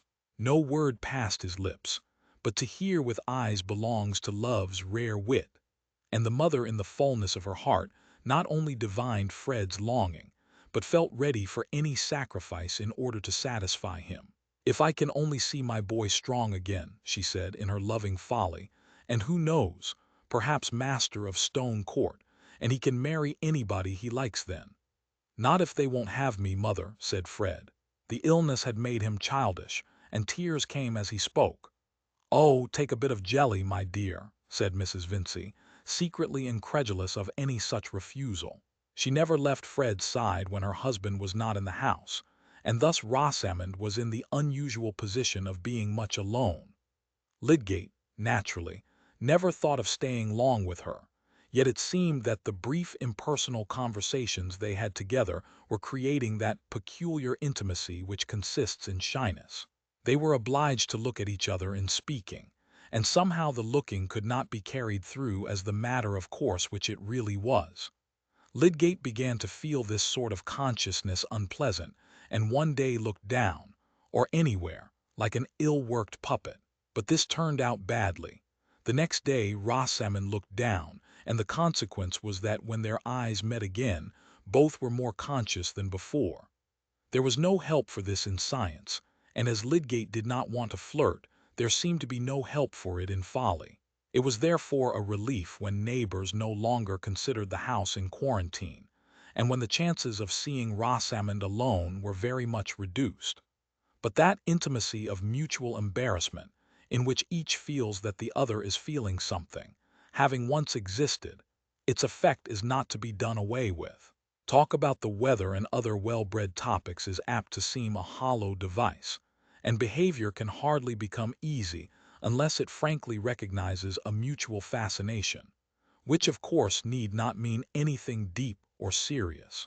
This was the way in which Rosamond and Lydgate slid gracefully into ease, and made their intercourse lively again. Visitors came and went as usual. There was once more music in the drawing-room, and all the extra hospitality of Mr. Vincey's mayoralty returned. Lydgate, whenever he could, took his seat by Rosamond's side, and lingered to hear her music, calling himself her captive, meaning all the while not to be her captive. The preposterousness of the notion that he could at once set up a satisfactory establishment as a married man was a sufficient guarantee against danger. This play at being a little in love was agreeable and did not interfere with graver pursuits. Flirtation, after all, was not necessarily a singeing process. Rosamond, for her part, had never enjoyed the days so much in her life before. She was sure of being admired by some one worth captivating, and she did not distinguish flirtation from love, either in herself or in another. She seemed to be sailing with a fair wind just whither she would go, and her thoughts were much occupied with a handsome house in Lydgate, which she hoped would by and by be vacant. She was quite determined, when she was married, to rid herself adroitly of all the visitors who were not agreeable to her at her father's, and she imagined the drawing-room in her favorite house with various styles of furniture. Certainly her thoughts were much occupied with Lydgate himself. He seemed to her almost perfect. If he had known his notes so that his enchantment under her music had been less like an emotional elephant's, and if he had been able to discriminate better the refinements of her taste in dress, she could hardly have mentioned a deficiency in him. How different he was from young Plymdale or Mr. Caius Larcher! Those young men had not a notion of French, and could speak on no subject with striking knowledge, except perhaps the dyeing and carrying trades, which of course they were ashamed to mention. They were Middlemarch gentry, elated with their silver-headed whips and satin stocks, but embarrassed in their manners, and timidly jocose. Even Fred was above them, having at least the accent and manner of a university man, whereas Lydgate was always listened to, bore himself with the careless politeness of conscious superiority, and seemed to have the right clothes on by a certain natural affinity, without ever having to think about them. Rosamond was proud when he entered the room, and when he approached her with a distinguishing smile, she had a delicious sense that she was the object of enviable homage. If Lydgate had been aware of all the pride he excited in that delicate bosom, he might have been just as well pleased as any other man, even the most densely ignorant of humoral pathology or fibrous tissue. He held it one of the prettiest attitudes of the feminine mind to adore a man's preeminence without too precise a knowledge of what it consisted in.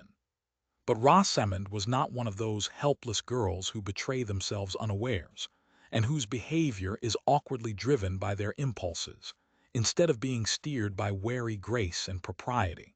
Do you imagine that her rapid forecast and rumination concerning house furniture and society were ever discernible in her conversation, even with her mamma? On the contrary, she would have expressed the prettiest surprise and disapprobation if she had heard that another young lady had been detected in that immodest prematureness.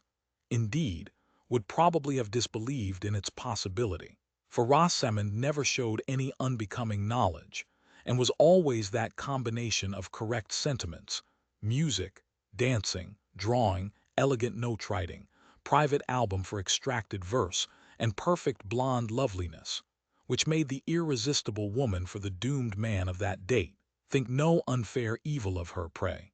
She had no wicked plots, nothing sordid or mercenary. In fact, she never thought of money except as something necessary which other people would always provide. She was not in the habit of devising falsehoods, and if her statements were no direct clue to fact, why, they were not intended in that light. They were among her elegant accomplishments, intended to please. Nature had inspired many arts in finishing Mrs. Lemon's favorite pupil, who by general consent, Fred's excepted, was a rare compound of beauty, cleverness, and amiability. Lydgate found it more and more agreeable to be with her, and there was no constraint now. There was a delightful interchange of influence in their eyes, and what they said had that superfluity of meaning for them, which is observable with some sense of flatness by a third person. Still they had no interviews or asides from which a third person need have been excluded. In fact, they flirted, and Lydgate was secure in the belief that they did nothing else. If a man could not love and be wise, surely he could flirt and be wise at the same time. Really, the men in Middlemarch, except Mr. Fairbrother, were great bores, and Lydgate did not care about commercial politics or cards. What was he to do for relaxation? He was often invited to the Bulstrodes, but the girls there were hardly out of the schoolroom, and Mrs. Bulstrode's naive way of conciliating piety and worldliness, the nothingness of this life, and the desirability of cut glass, the consciousness at once of filthy rags and the best damask, was not a sufficient relief from the weight of her husband's invariable seriousness. The Vincey's house, with all its faults, was the pleasanter by contrast. Besides, it nourished Rosamond, sweet to look at as a half-opened blush-rose, and adorned with accomplishments for the refined amusement of man. But he made some enemies, other than medical, by his success with Miss Vincey. One evening he came into the drawing-room rather late, when several other visitors were there. The card-table had drawn off the elders, and Mr. Ned Plymdale, one of the good matches in Middlemarch, though not one of its leading minds, was in tete-a-tete with Rosamond. He had brought the last Keepsake, the gorgeous watered silk publication which marked modern progress at that time, and he considered himself very fortunate that he could be the first to look over it with her, dwelling on the ladies and gentlemen with shiny copperplate cheeks and copperplate smiles, and pointing to comic verses as capital and sentimental stories as interesting. Rosamond was gracious, and Mr. Ned was satisfied that he had the very best thing in art and literature as a medium for paying addresses, the very thing to please a nice girl. He had also reasons, deep rather than ostensible, for being satisfied with his own appearance. To superficial observers, his chin had too vanishing an aspect, looking as if it were being gradually reabsorbed, and it did indeed cause him some difficulty about the fit of his satin stocks, for which chins were at that time useful. "I think the Honorable Mrs. S. is something like you," said Mr. Ned. He kept the book open at the bewitching portrait and looked at it rather languishingly. "Her back is very large. She seems to have sat for that," said Rosamond, not meaning any satire, but thinking how red young Plymdale's hands were, and wondering why Lydgate did not come. She went on with her tatting all the while. "I did not say she was as beautiful as you are," said Mr. Ned, venturing to look from the portrait to its rival. "I suspect you of being an adroit flatterer," said Rosamond, feeling sure that she should have to reject this young gentleman a second time. But now Lydgate came in. The book was closed before he reached Rosamond's corner, and as he took his seat with easy confidence on the other side of her, young Plymdale's jaw fell like a barometer towards the cheerless side of change. Rosamond enjoyed not only Lydgate's presence but its effect. She liked to excite jealousy. "What a late comer you are," she said as they shook hands. "Mamma had given you up a little while ago. How do you find Fred?" "As usual. Going on well, but slowly. I want him to go away to Stone Court, for example, but your mamma seems to have some objection." "Poor fellow," said Rosamond prettily. "You will see Fred so changed," she added, turning to the other suitor. "We have looked to Mr. Lydgate as our guardian angel during this illness." Mr. Ned smiled nervously, while Lydgate, drawing the Keepsake towards him and opening it, gave a short scornful laugh and tossed up his chin, as if in wonderment at human folly. "What are you laughing at so profanely?" said Rosamond, with bland neutrality. "I wonder which would turn out to be the silliest, the engravings or the writing here," said Lydgate, in his most convinced tone, while he turned over the pages quickly, seeming to see all through the book in no time, and showing his large white hands to much advantage, as Rosamond thought. "Do look at this bridegroom coming out of church. Did you ever see such a sugared invention, as the Elizabethans used to say? Did any haberdasher ever look so smirking? Yet I will answer for it the story makes him one of the first gentlemen in the land." "You are so severe, I am frightened at you," said Rosamond, keeping her amusement duly moderate. Poor young Plymdale had lingered with admiration over this very engraving, and his spirit was stirred. "There are a great many celebrated people writing in the Keepsake, at all events," he said, in a tone at once piqued and timid. "This is the first time I have heard it called silly." "I think I shall turn round on you and accuse you of being a Goth," said Rosamond, looking at Lydgate with a smile. "I suspect you know nothing about Lady Blessington and L.E. Rosamond herself was not without relish for these writers, but she did not readily commit herself by admiration, and was alive to the slightest hint that anything was not, according to Lydgate, in the very highest taste. "But Sir Walter Scott, I suppose Mr. Lydgate knows him," said young Plymdale, a little cheered by this advantage. "Oh, I read no literature now," said Lydgate, shutting the book and pushing it away. "I read so much when I was a lad that I suppose it will last me all my life. I used to know Scott's poems by heart." "I should like to know when you left off," said Rosamond, "because then I might be sure that I knew something which you did not know." "Mr. Lydgate would say that was not worth knowing," said Mr. Ned, purposely caustic. "On the contrary," said Lydgate, showing no smart, but smiling with exasperating confidence at Rosamond. "It would be worth knowing by the fact that Miss Vincey could tell it me." Young Plymdale soon went to look at the whist playing, thinking that Lydgate was one of the most conceited, unpleasant fellows it had ever been his ill fortune to meet. "How rash you are," said Rosamond, inwardly delighted. "Do you see that you have given offense? What, is it Mr. Plymdale's book? I am sorry, I didn't think about it. I shall begin to admit what you said of yourself when you first came here, that you are a bear and want teaching by the birds. Well, there is a bird who can teach me what she will. Don't I listen to her willingly?" To Rosamond it seemed as if she and Lydgate were as good as engaged. That they were some time to be engaged had long been an idea in her mind. And ideas, we know, tend to a more solid kind of existence, the necessary materials being at hand. It is true, Lydgate had the counter-idea of remaining unengaged, but this was a mere negative, a shadow cast by other resolves which themselves were capable of shrinking. Circumstance was almost sure to be on the side of Rosamond's idea, which had a shaping activity, and looked through watchful blue eyes, whereas Lydgate's lay blind and unconcerned as a jellyfish which gets melted without knowing it. That evening when he went home, he looked at his files to see how a process of maceration was going on, with undisturbed interest, and he wrote out his daily notes with as much precision as usual. The reveries from which it was difficult for him to detach himself were ideal constructions of something else than Rosamond's virtues, and the primitive tissue was still his fair unknown. Moreover, he was beginning to feel some zest for the growing though half-suppressed feud between him and the other medical men, which was likely to become more manifest, now that Bulstrode's method of managing the new hospital was about to be declared. And there were various inspiriting signs that his non-acceptance by some of Peacock's patients might be counterbalanced by the impression he had produced in other quarters. Only a few days later, when he had happened to overtake Rosamond on the Lowick road, and had got down from his horse to walk by her side until he had quite protected her from a passing drove, he had been stopped by a servant on horseback, with a message calling him in to a house of some importance where Peacock had never attended, and it was the second instance of this kind. The servant was Sir James Chatham's, and the house was Lowick Manor. Chapter 28. First Gent.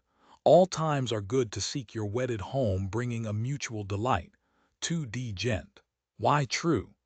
The calendar hath not an evil day for souls made one by love, and even death were sweetness, if it came like rolling waves while they two clasped each other, and foresaw no life apart. Mr. and Mrs. Casaubon, returning from their wedding journey, arrived at Lowick Manor in the middle of January. A light snow was falling as they descended at the door, and in the morning, when Dorothea passed from her dressing-room into the blue-green boudoir that we know of, she saw the long avenue of limes lifting their trunks from a white earth, and spreading white branches against the dun and motionless sky. The distant flat shrank in uniform whiteness and low-hanging uniformity of cloud. The very furniture in the room seemed to have shrunk since she saw it before. The stag in the tapestry looked more like a ghost in his ghostly blue-green world. The volumes of polite literature in the bookcase looked more like immovable imitations of books. The bright fire of dry oak boughs burning on the logs seemed an incongruous renewal of life and glow, like the figure of Dorothea herself, as she entered carrying the red leather cases containing the cameos for Celia. She was glowing from her morning toilet as only healthful youth can glow. There was gem-like brightness on her coiled hair and in her hazel eyes. There was warm red life in her lips.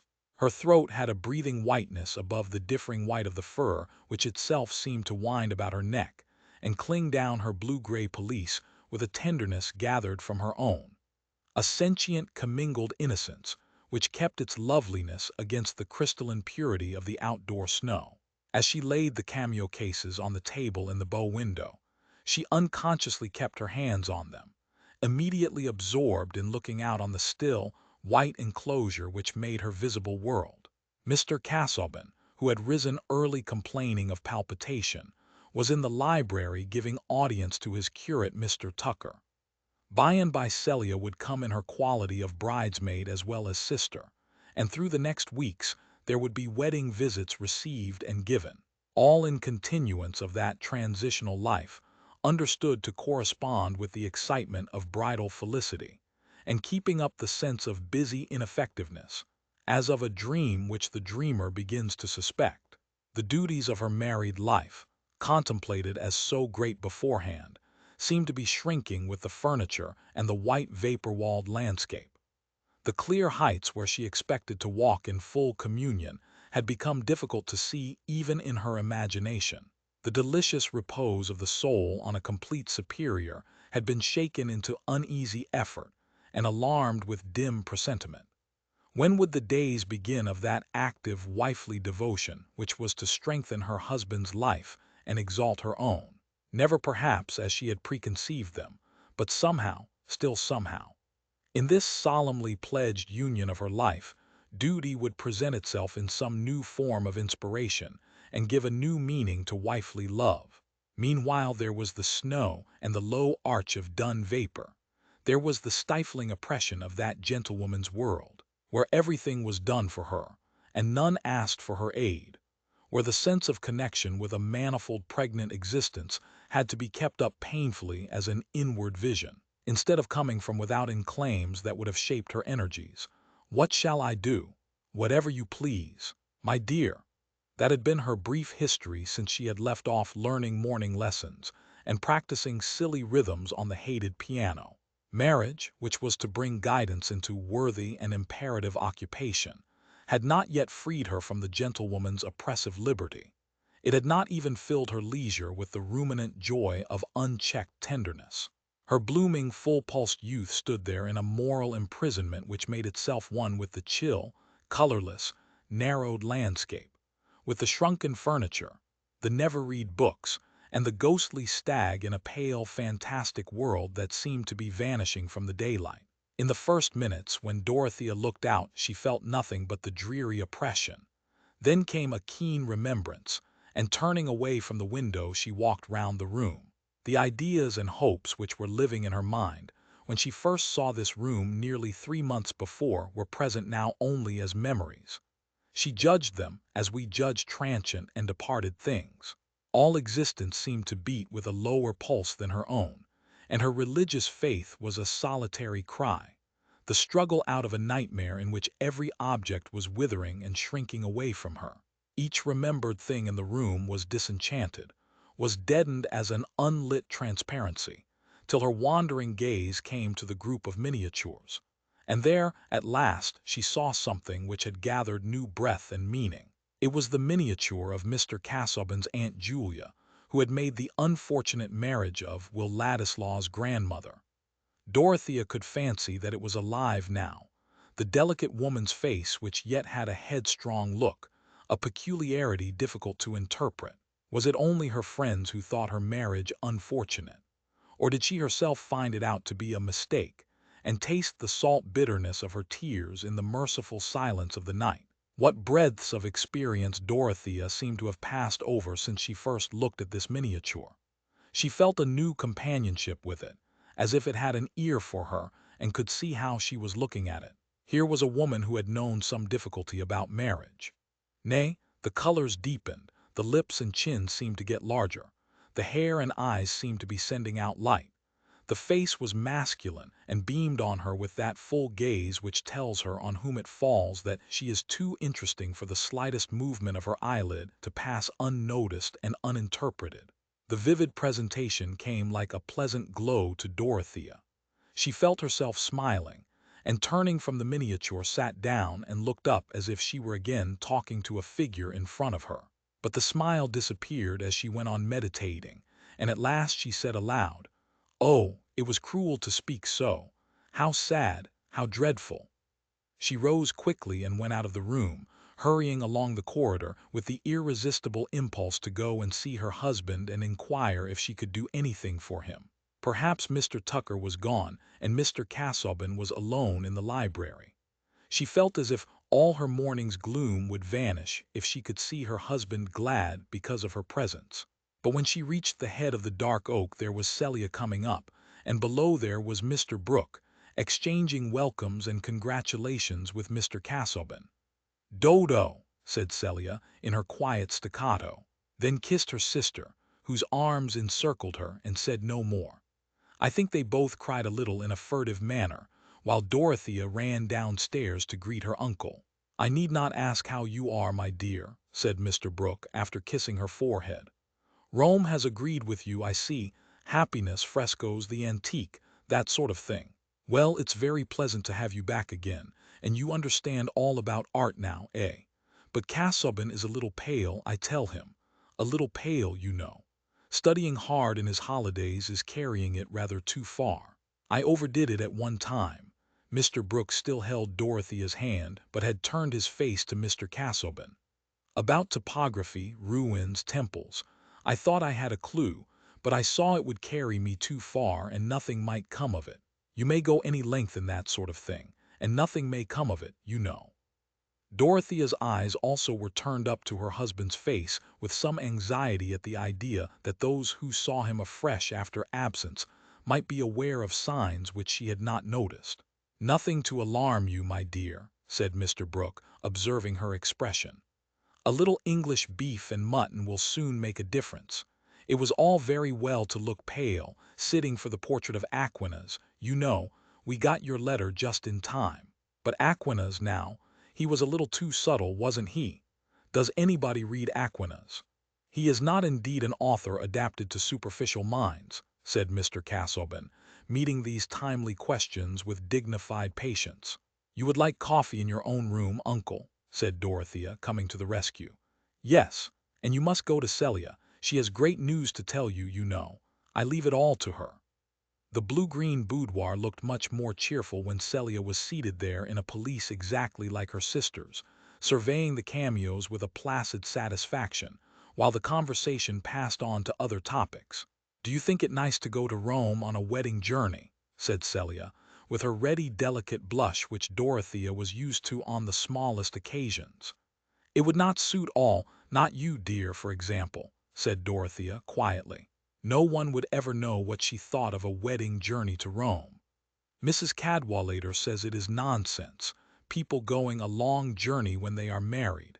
She says they get tired to death of each other and can't quarrel comfortably, as they would at home. And Lady Chettam says she went to Bath." Celia's color changed again and again, seemed to come and go with tidings from the heart, as it a running messenger had been. It must mean more than Celia's blushing usually did. "Celia, has something happened?" said Dorothea, in a tone full of sisterly feeling. "Have you really any great news to tell me? It was because you went away, Dodo. Then there was nobody but me for Sir James to talk to," said Celia, with a certain roguishness in her eyes. "I understand. It is as I used to hope and believe," said Dorothea, taking her sister's face between her hands and looking at her half anxiously. Celia's marriage seemed more serious than it used to do. "It was only 3 days ago," said Celia, "and Lady Chettam is very kind. And you are very happy. Yes, we are not going to be married yet, because everything is to be got ready. And I don't want to be married so very soon, because I think it is nice to be engaged, and we shall be married all our lives after." "I do believe you could not marry better, Kitty. Sir James is a good, honorable man," said Dorothea warmly. "He has gone on with the cottages, Dodo. He will tell you about them when he comes. Shall you be glad to see him?" "Of course I shall. How can you ask me?" "Only I was afraid you would be getting so learned," said Celia, regarding Mr. Casaubon's learning as a kind of damp which might in due time saturate a neighboring body. Chapter 29. I found that no genius in another could please me. My unfortunate paradoxes had entirely dried up that source of comfort. Goldsmith. One morning, some weeks after her arrival at Lowick, Dorothea, but why always Dorothea, was her point of view, the only possible one with regard to this marriage. I protest against all our interest, all our effort at understanding being given to the young skins that look blooming in spite of trouble. For these too will get faded, and will know the older and more eating griefs which we are helping to neglect. In spite of the blinking eyes and white moles objectionable to Celia, and the want of muscular curve which was morally painful to Sir James, Mr. Casaubon had an intense consciousness within him, and was spiritually a-hungered like the rest of us. He had done nothing exceptional in marrying, nothing but what society sanctions, and considers an occasion for wreaths and bouquets. It had occurred to him that he must not any longer defer his intention of matrimony, and he had reflected that in taking a wife, a man of good position should expect and carefully choose a blooming young lady, the younger the better, because more educable and submissive, of a rank equal to his own, of religious principles, virtuous disposition, and good understanding. On such a young lady he would make handsome settlements, and he would neglect no arrangement for her happiness. In return, he should receive family pleasures and leave behind him that copy of himself which seemed so urgently required of a man to the sonneteers of the 16th century. Times had altered since then, and no sonneteer had insisted on Mr. Casaubon's leaving a copy of himself. Moreover, he had not yet succeeded in issuing copies of his mythological key, but he had always intended to acquit himself by marriage, and the sense that he was fast leaving the years behind him, that the world was getting dimmer, and that he felt lonely, was a reason to him for losing no more time in overtaking domestic delights before they too were left behind by the years. And when he had seen Dorothea, he believed that he had found even more than he demanded. She might really be such a helpmate to him as would enable him to dispense with a hired secretary, an aid which Mr. Casaubon had never yet employed and had a suspicious dread of. Mr. Casaubon was nervously conscious that he was expected to manifest a powerful mind. Providence, in its kindness, had supplied him with the wife he needed. A wife, a modest young lady, with the purely appreciative, unambitious abilities of her sex, is sure to think her husband's mind powerful. Whether Providence had taken equal care of Miss Brooke in presenting her with Mr. Casaubon was an idea which could hardly occur to him. Society never made the preposterous demand that a man should think as much about his own qualifications for making a charming girl happy as he thinks of hers for making himself happy, as if a man could choose not only his wife but his wife's husband, or as if he were bound to provide charms for his posterity in his own person. When Dorothea accepted him with effusion, that was only natural, and Mr. Casaubon believed that his happiness was going to begin. He had not had much foretaste of happiness in his previous life. To know intense joy without a strong bodily frame, one must have an enthusiastic soul. Mr. Casaubon had never had a strong bodily frame, and his soul was sensitive without being enthusiastic. It was too languid to thrill out of self-consciousness into passionate delight. It went on fluttering in the swampy ground where it was hatched, thinking of its wings and never flying. His experience was of that pitiable kind which shrinks from pity, and fears most of all that it should be known. It was that proud narrow sensitiveness which has not mass enough to spare for transformation into sympathy, and quivers thread-like in small currents of self-preoccupation, or at best of an egoistic scrupulosity. And Mr. Casaubon had many scruples. He was capable of a severe self-restraint. He was resolute in being a man of honor according to the code. He would be unimpeachable by any recognized opinion. In conduct these ends had been attained, but the difficulty of making his key to all mythologies unimpeachable weighed like lead upon his mind, and the pamphlets, or perurga, as he called them, by which he tested his public and deposited small monumental records of his march, were far from having been seen in all their significance. He suspected the archdeacon of not having read them. He was in painful doubt as to what was really thought of them by the leading minds of Brasenose, and bitterly convinced that his old acquaintance Carp had been the writer of that depreciatory recension, which was kept locked in a small drawer of Mr. Casaubon's desk, and also in a dark closet of his verbal memory. These were heavy impressions to struggle against, and brought that melancholy embitterment which is the consequence of all excessive claim. Even his religious faith wavered with his wavering trust in his own authorship, and the consolations of the Christian hope in immortality seemed to lean on the immortality of the still unwritten key to all mythologies. For my part, I am very sorry for him.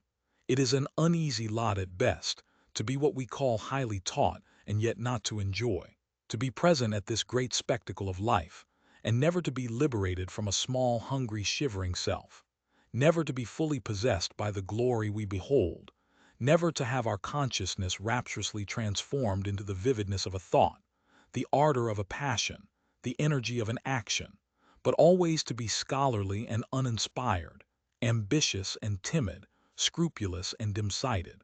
Becoming a dean or even a bishop would make little difference, I fear, to Mr. Casaubon's uneasiness. Doubtless some ancient Greek has observed that behind the big mask and the speaking trumpet, there must always be our poor little eyes peeping as usual, and our timorous lips more or less under anxious control. To this mental estate mapped out a quarter of a century before, to sensibilities thus fenced in, Mr. Casaubon had thought of annexing happiness with a lovely young bride. But even before marriage, as we have seen, he found himself under a new depression in the consciousness that the new bliss was not blissful to him. Inclination yearned back to its old, easier custom, and the deeper he went in domesticity, the more did the sense of acquitting himself and acting with propriety predominate over any other satisfaction. Marriage, like religion and erudition, nay, like authorship itself, was fated to become an outward requirement, and Edward Casaubon was bent on fulfilling unimpeachably all requirements, even drawing Dorothea into use in his study, according to his own intention before marriage, was an effort which he was always tempted to defer, and but for her pleading insistence, it might never have begun. But she had succeeded in making it a matter of course that she should take her place at an early hour in the library, and have work either of reading aloud or copying assigned her. The work had been easier to define, because Mr. Casaubon had adopted an immediate intention. There was to be a new parergon, a small monograph on some lately traced indications concerning the Egyptian mysteries, whereby certain assertions of Warburton's could be corrected. References were extensive even here, but not altogether shoreless, and sentences were actually to be written in the shape wherein they would be scanned by Brasenose and a less formidable posterity. These minor monumental productions were always exciting to Mr. Casaubon. Digestion was made difficult by the interference of citations, or by the rivalry of dialectical phrases ringing against each other in his brain, and from the first there was to be a Latin dedication about which everything was uncertain, except that it was not to be addressed to Carp. It was a poisonous regret to Mr. Casaubon that he had once addressed a dedication to Carp in which he had numbered that member of the animal kingdom among the viros nullo evo pericheros, a mistake which would infallibly lay the dedicator open to ridicule in the next age, and might even be chuckled over by Pike and Tench in the present. Thus Mr. Casaubon was in one of his busiest epochs, and as I began to say a little while ago, Dorothea joined him early in the library where he had breakfasted alone. Celia at this time was on a second visit to Lowick, probably the last before her marriage, and was in the drawing-room expecting Sir James. Dorothea had learned to read the signs of her husband's mood, and she saw that the morning had become more foggy there during the last hour. She was going silently to her desk when he said, in that distant tone which implied that he was discharging a disagreeable duty, "Dorothea, here is a letter for you, which was enclosed in one addressed to me." It was a letter of 2 pages, and she immediately looked at the signature. "Mr. Ladislaw, what can he have to say to me?" she exclaimed in a tone of pleased surprise. "But," she added, looking at Mr. Casaubon, I can imagine what he has written to you about." "You can, if you please, read the letter," said Mr. Casaubon, severely pointing to it with his pen and not looking at her. "But I may as well say beforehand that I must decline the proposal it contains to pay a visit here. I trust I may be excused for desiring an interval of complete freedom from such distractions as have been hitherto inevitable, and especially from guests whose desultory vivacity makes their presence a fatigue." There had been no clashing of temper between Dorothea and her husband since that little explosion in Rome, which had left such strong traces in her mind that it had been easier ever since to quell emotion than to incur the consequence of venting it. But this ill-tempered anticipation that she could desire visits which might be disagreeable to her husband, this gratuitous defense of himself against selfish complaint on her part, was too sharp a sting to be meditated on until after it had been resented. Dorothea had thought that she could have been patient with John Milton, but she had never imagined him behaving in this way. And for a moment Mr. Casaubon seemed to be stupidly undiscerning and odiously unjust. Pity, that new-born babe which was bound by to rule many a storm within her, did not stride the blast on this occasion. With her first words, uttered in a tone that shook him, she startled Mr. Casaubon into looking at her and meeting the flash of her eyes. "Why do you attribute to me a wish for anything that would annoy you? You speak to me as if I were something you had to contend against. Wait at least till I appear to consult my own pleasure apart from yours." "Dorothea, you are hasty," answered Mr. Casaubon, nervously. Decidedly, this woman was too young to be on the formidable level of wifehood, unless she had been pale and featureless and taken everything for granted. "I think it was you who were first hasty in your false suppositions about my feeling," said Dorothea, in the same tone. The fire was not dissipated yet, and she thought it was ignoble in her husband not to apologize to her. "We will, if you please, say no more on this subject, Dorothea. I have neither leisure nor energy for this kind of debate." Here Mr. Casaubon dipped his pen and made as if he would return to his writing, though his hand trembled so much that the words seemed to be written in an unknown character. There are answers which, in turning away wrath, only send it to the other end of the room, and to have a discussion coolly waived when you feel that justice is all on your own side is even more exasperating in marriage than in philosophy.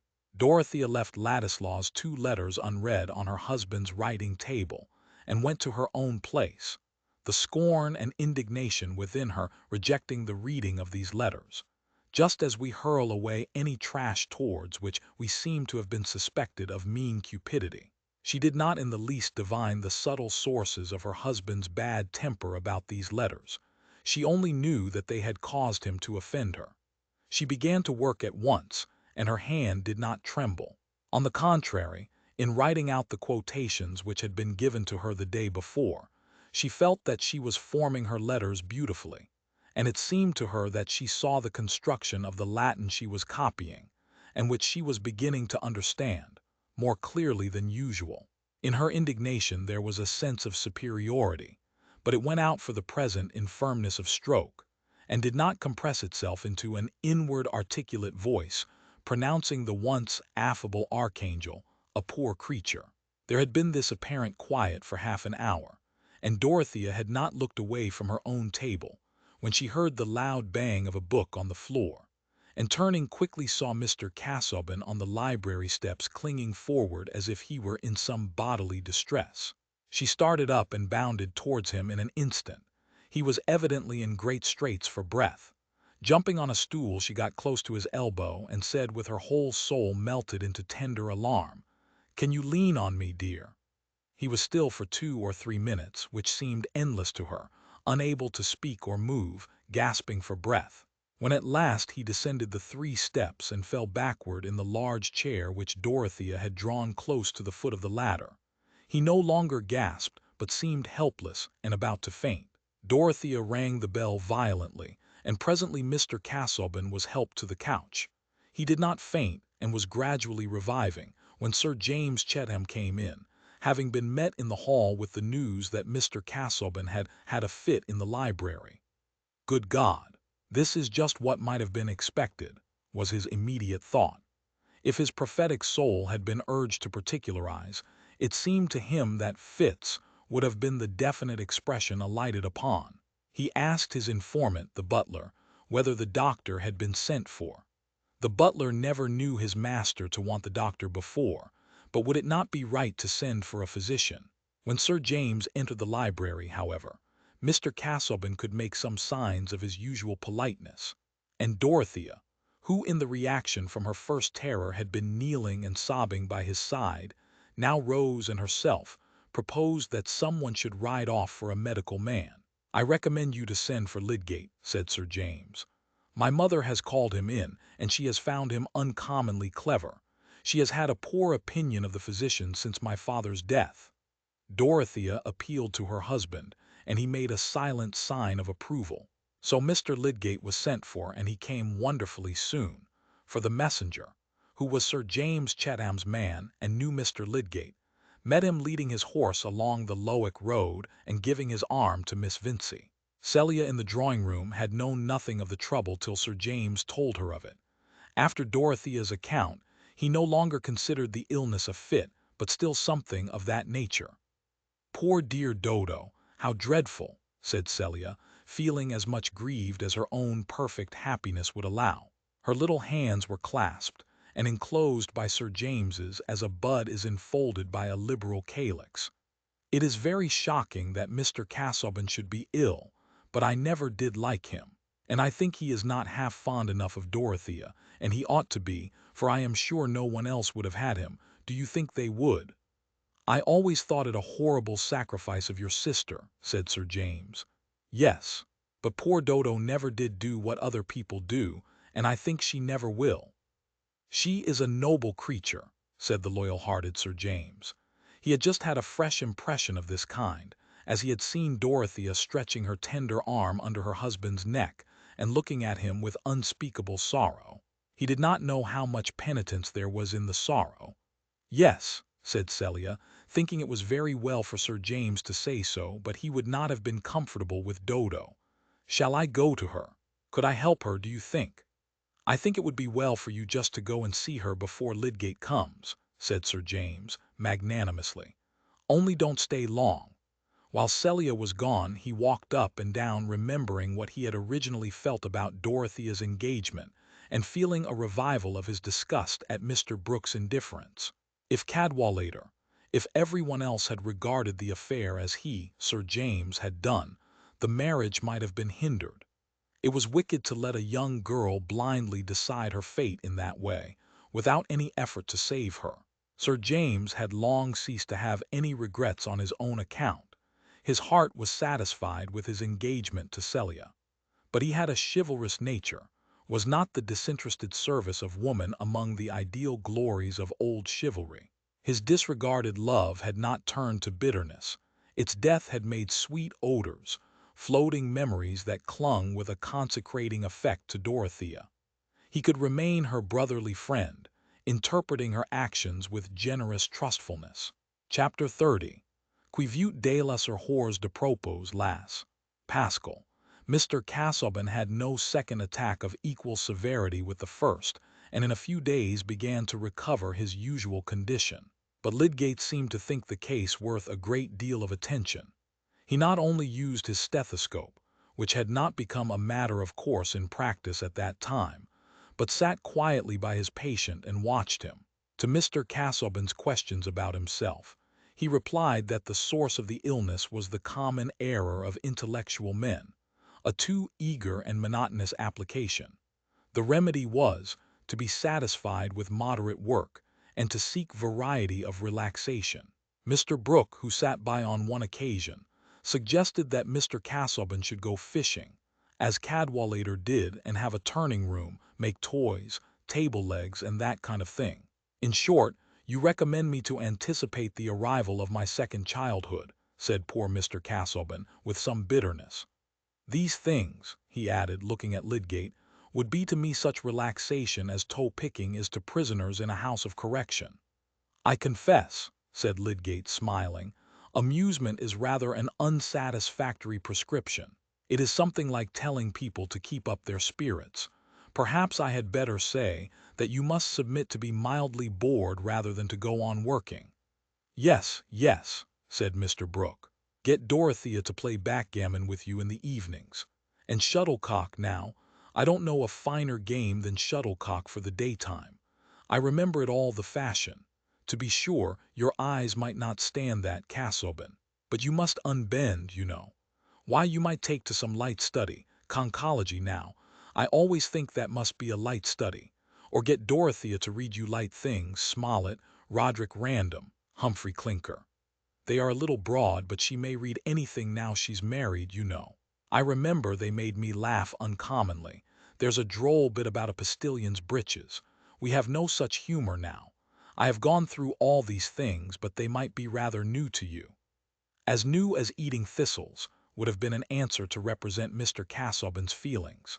But he only bowed resignedly, with due respect to his wife's uncle, and observed that doubtless the works he mentioned had served as a resource to a certain order of minds. "You see," said the able magistrate to Lydgate, when they were outside the door, "Casaubon has been a little narrow. It leaves him rather at a loss when you forbid him his particular work, which I believe is something very deep indeed, in the line of research, you know. I would never give way to that. I was always versatile. But a clergyman is tied a little tight. If they would make him a bishop now, he did a very good pamphlet for Peel. He would have more movement then, more show, he might get a little flesh. But I recommend you to talk to Mrs. Casaubon. She is clever enough for anything, is my niece. Tell her her husband wants liveliness, diversion. Put her on amusing tactics." Without Mr. Brooke's advice, Lydgate had determined on speaking to Dorothea. She had not been present while her uncle was throwing out his pleasant suggestions as to the mode in which life at Lowick might be enlivened. But she was usually by her husband's side, and the unaffected signs of intense anxiety in her face and voice about whatever touched his mind or health made a drama which Lydgate was inclined to watch. He said to himself that he was only doing right in telling her the truth about her husband's probable future, but he certainly thought also that it would be interesting to talk confidentially with her. A medical man likes to make psychological observations, and sometimes in the pursuit of such studies is too easily tempted into momentous prophecy, which life and death easily set at naught. Lydgate had often been satirical on this gratuitous prediction, and he meant now to be guarded. He asked for Mrs. Casaubon, but being told that she was out walking, he was going away, when Dorothea and Celia appeared, both glowing from their struggle with the March wind. When Lydgate begged to speak with her alone, Dorothea opened the library door, which happened to be the nearest, thinking of nothing at the moment but what he might have to say about Mr. Casaubon. It was the first time she had entered this room since her husband had been taken ill, and the servant had chosen not to open the shutters. But there was light enough to read by from the narrow upper panes of the windows. "You will not mind this somber light," said Dorothea, standing in the middle of the room. "Since you forbade books, the library has been out of the question. But Mr. Casaubon will soon be here again, I hope. Is he not making progress?" "Yes, much more rapid progress than I at first expected. Indeed, he is already nearly in his usual state of health." "You do not fear that the illness will return?" said Dorothea, whose quick ear had detected some significance in Lydgate's tone. "Such cases are peculiarly difficult to pronounce upon," said Lydgate. "The only point on which I can be confident is that it will be desirable to be very watchful on Mr. Casaubon's account, lest he should in any way strain his nervous power." "I beseech you to speak quite plainly," said Dorothea, in an imploring tone. "I cannot bear to think that there might be something which I did not know, and which, if I had known it, would have made me act differently." The words came out like a cry. It was evident that they were the voice of some mental experience which lay not very far off. "Sit down," she added, placing herself on the nearest chair, and throwing off her bonnet and gloves, with an instinctive discarding of formality where a great question of destiny was concerned. "What you say now justifies my own view," said Lydgate. I think it is one's function as a medical man to hinder regrets of that sort as far as possible. But I beg you to observe that Mr. Casaubon's case is precisely of the kind in which the issue is most difficult to pronounce upon. He may possibly live for 15 years or more without much worse health than he has had hitherto. Dorothea had turned very pale, and when Lydgate paused she said in a low voice, "You mean if we are very careful?" "Yes, careful against mental agitation of all kinds and against excessive application."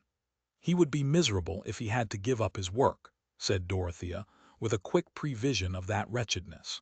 "I am aware of that. The only course is to try by all means, direct and indirect, to moderate and vary his occupations.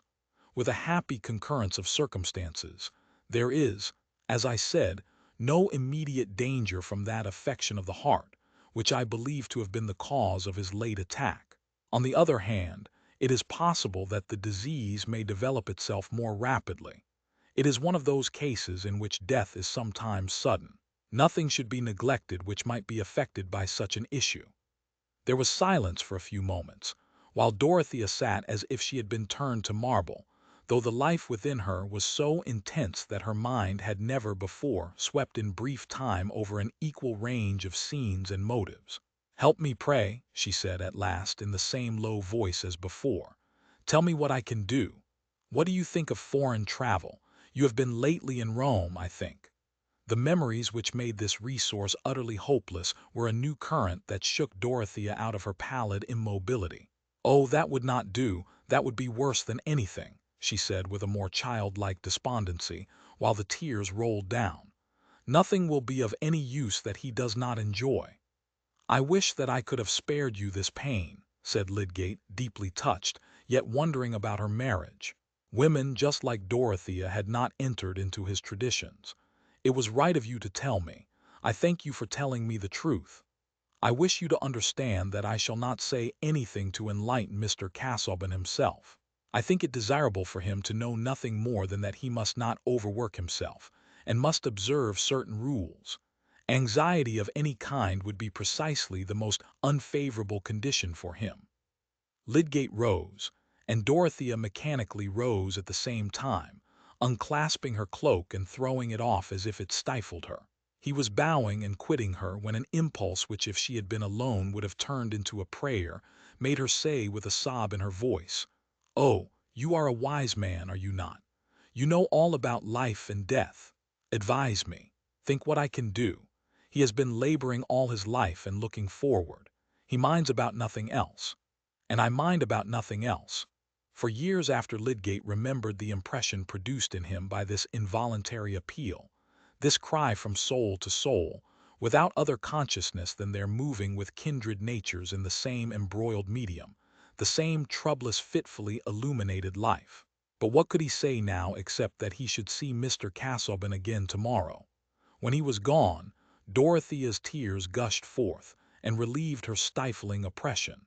Then she dried her eyes, reminded that her distress must not be betrayed to her husband, and looked round the room thinking that she must order the servant to attend to it as usual, since Mr. Casaubon might now at any moment wish to enter. On his writing table there were letters which had lain untouched since the morning when he was taken ill, and among them, as Dorothea well remembered, there were young Ladislaw's letters, the one addressed to her still unopened. The associations of these letters had been made the more painful by that sudden attack of illness, which she felt that the agitation caused by her anger might have helped to bring on. It would be time enough to read them when they were again thrust upon her, and she had had no inclination to fetch them from the library. But now it occurred to her that they should be put out of her husband's sight. Whatever might have been the sources of his annoyance about them, he must, if possible, not be annoyed again. And she ran her eyes first over the letter addressed to him to assure herself whether or not it would be necessary to write in order to hinder the offensive visit. Will wrote from Rome, and began by saying that his obligations to Mr. Casaubon were too deep for all thanks not to seem impertinent. It was plain that if he were not grateful, he must be the poorest spirited rascal who had ever found a generous friend. To expand in wordy thanks would be like saying, "I am honest." but Will had come to perceive that his defects which Mr. Casaubon had himself often pointed to, needed for their correction that more strenuous position which his relative's generosity had hitherto prevented from being inevitable. He trusted that he should make the best return, if return were possible, by showing the effectiveness of the education for which he was indebted, and by ceasing in future to need any diversion towards himself of funds on which others might have a better claim. He was coming to England to try his fortune, as many other young men were obliged to do whose only capital was in their brains. His friend Naumann had desired him to take charge of the dispute, the picture painted for Mr. Casaubon, with whose permission and Mrs. Casaubon's, Will would convey it to Lowick in person. A letter addressed to the poste restante in Paris within the fortnight would hinder him, if necessary, from arriving at an inconvenient moment. He enclosed a letter to Mrs. Casaubon in which he continued a discussion about art, begun with her in Rome.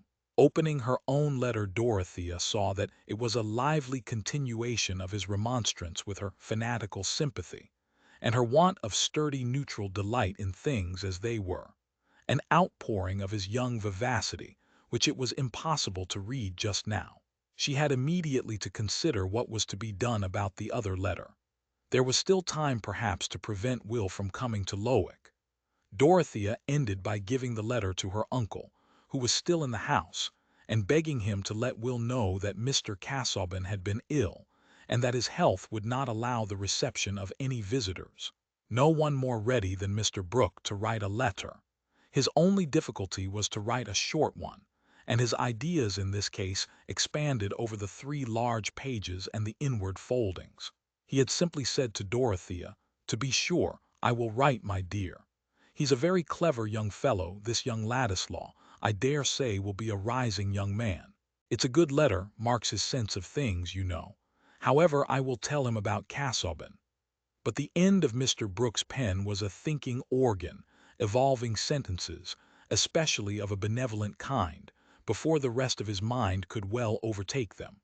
It expressed regrets and proposed remedies, which, when Mr. Brooke read them, seemed felicitously worded, surprisingly the right thing, and determined a sequel which he had never before thought of. In this case, his pen found it such a pity young Ladislaw should not have come into the neighborhood just at that time, in order that Mr. Brooke might make his acquaintance more fully, and that they might go over the long-neglected Italian drawings together.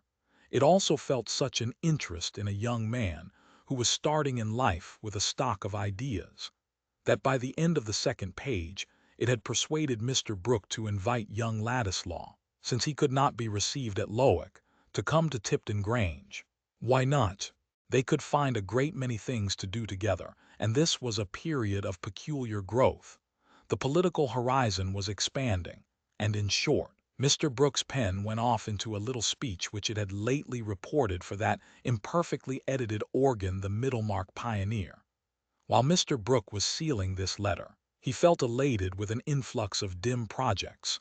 A young man capable of putting ideas into form, the Pioneer, purchased to clear the pathway for a new candidate, documents utilized, who knew what might come of it all. Since Celia was going to marry immediately, it would be very pleasant to have a young fellow at table with him, at least for a time. But he went away without telling Dorothea what he had put into the letter, for she was engaged with her husband, and, in fact, these things were of no importance to her. Chapter 31. How will you know the pitch of that great bell too large for you to stir? Let but a flute play 'neath the fine mixed metal.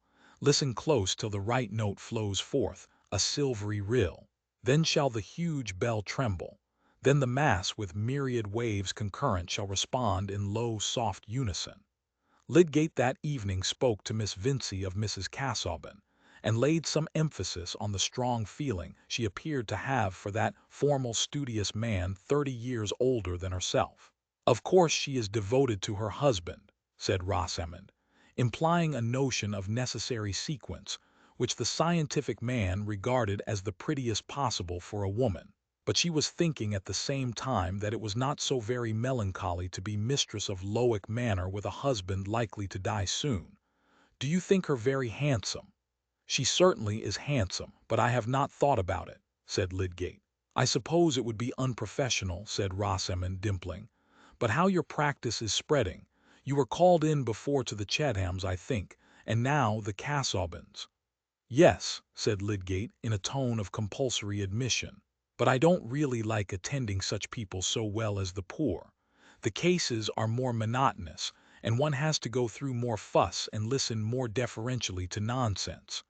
"Not more than in Middlemarch," said Rosamond, "and at least you go through wide corridors and have the scent of rose leaves everywhere."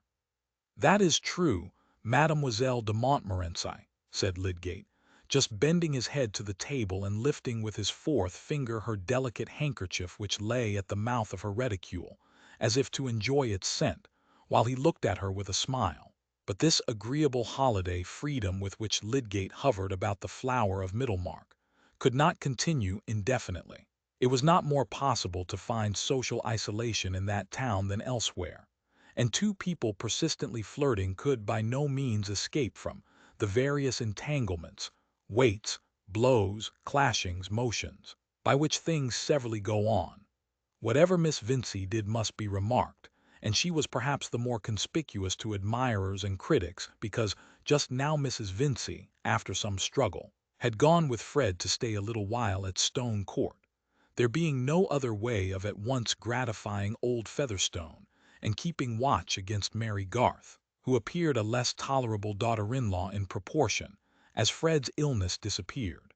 Aunt Bulstrode, for example, came a little oftener into Lydgate Gate to see Rosamond. Now she was alone, for Mrs. Bulstrode had a true sisterly feeling for her brother, always thinking that he might have married better, but wishing well to the children. Now Mrs. Bulstrode had a long-standing intimacy with Mrs. Plymdale. They had nearly the same preferences in silks, patterns for underclothing, chinaware, and clergymen. They confided their little troubles of health and household management to each other, and various little points of superiority on Mrs. Bulstrode's side, namely, more decided seriousness, more admiration for mind, and a house outside the town, sometimes served to give color to their conversation without dividing them. Well-meaning women both, knowing very little of their own motives. Mrs. Bulstrode, paying a morning visit to Mrs. Plymdale, happened to say that she could not stay longer because she was going to see poor Rosamond. "Why do you say poor Rosamond?" said Mrs. Plymdale, a round-eyed, sharp little woman like a tamed falcon. "She is so pretty, and has been brought up in such thoughtlessness. The mother, you know, had always that levity about her which makes me anxious for the children." "Well, Harriet, if I am to speak my mind," said Mrs. Plymdale, with emphasis, "I must say anybody would suppose you and Mr. Bulstrode would be delighted with what has happened, for you have done everything to put Mr. Lydgate forward." "Selina, what do you mean?" said Mrs. Bulstrode in genuine surprise. "Not but what I am truly thankful for Ned's sake," said Mrs. Plymdale. "He could certainly better afford to keep such a wife than some people can, but I should wish him to look elsewhere. Still, a mother has anxieties, and some young men would take to a bad life in consequence. Besides, if I was obliged to speak, I should say I was not fond of strangers coming into a town."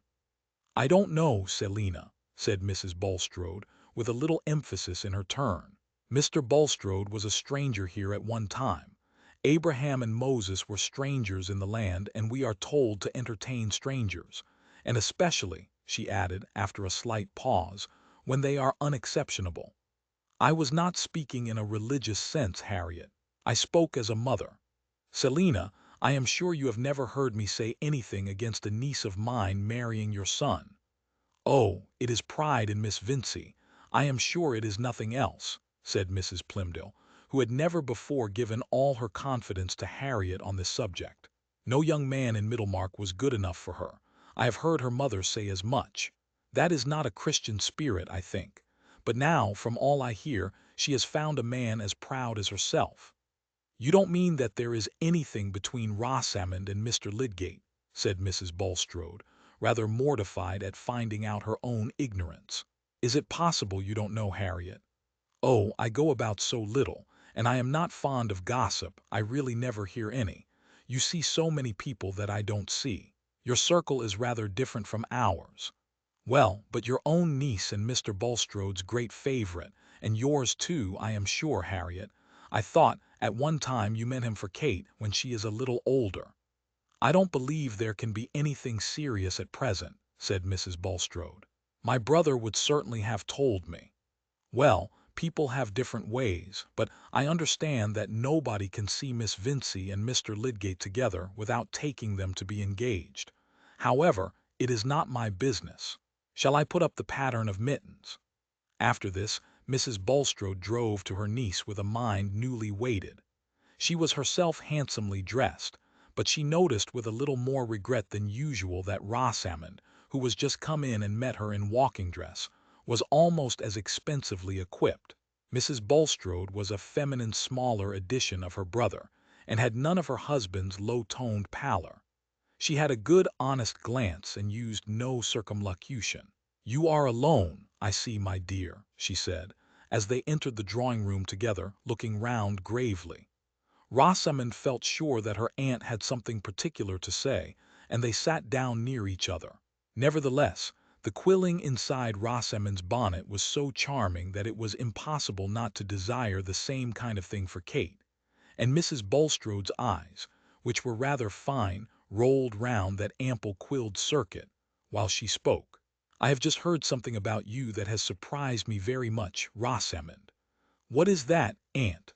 Rosamond's eyes also were roaming over her aunt's large embroidered collar.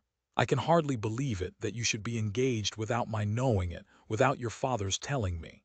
Here Mrs. Bulstrode's eyes finally rested on Rosamond's, who blushed deeply and said, "I am not engaged, aunt." "How is it that every one says so, then, that it is the town's talk?" "The town's talk is of very little consequence, I think," said Rosamond, inwardly gratified. "Oh, my dear, be more thoughtful. Don't despise your neighbors so. Remember you are turned 22 now, and you will have no fortune. Your father, I am sure, will not be able to spare you anything. Mr. Lydgate is very intellectual and clever. I know there is an attraction in that. I like talking to such men myself, and your uncle finds him very useful. But the profession is a poor one here.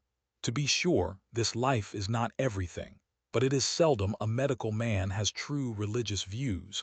There is too much pride of intellect, and you are not fit to marry a poor man. Mr. Lydgate is not a poor man, aunt. He has very high connections.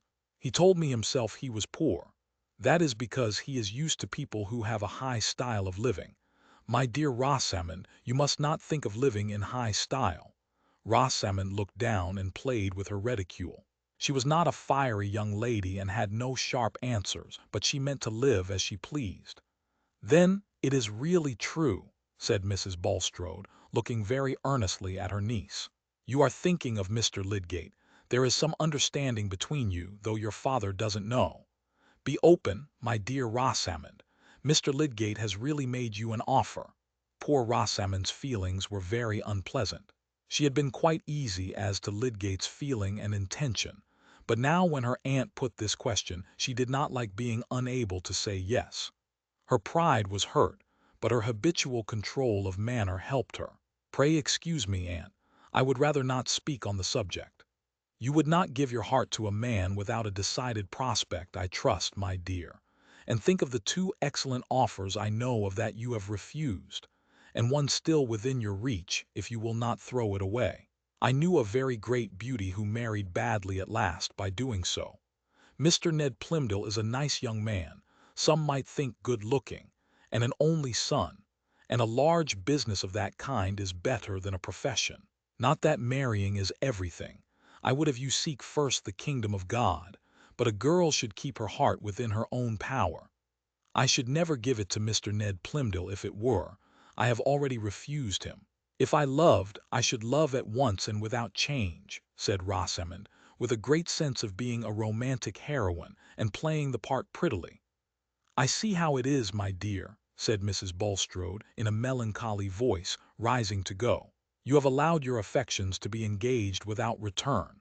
"No, indeed, aunt," said Rosamond with emphasis. "Then you are quite confident that Mr. Lydgate has a serious attachment to you?" Rosamond's cheeks by this time were persistently burning, and she felt much mortification.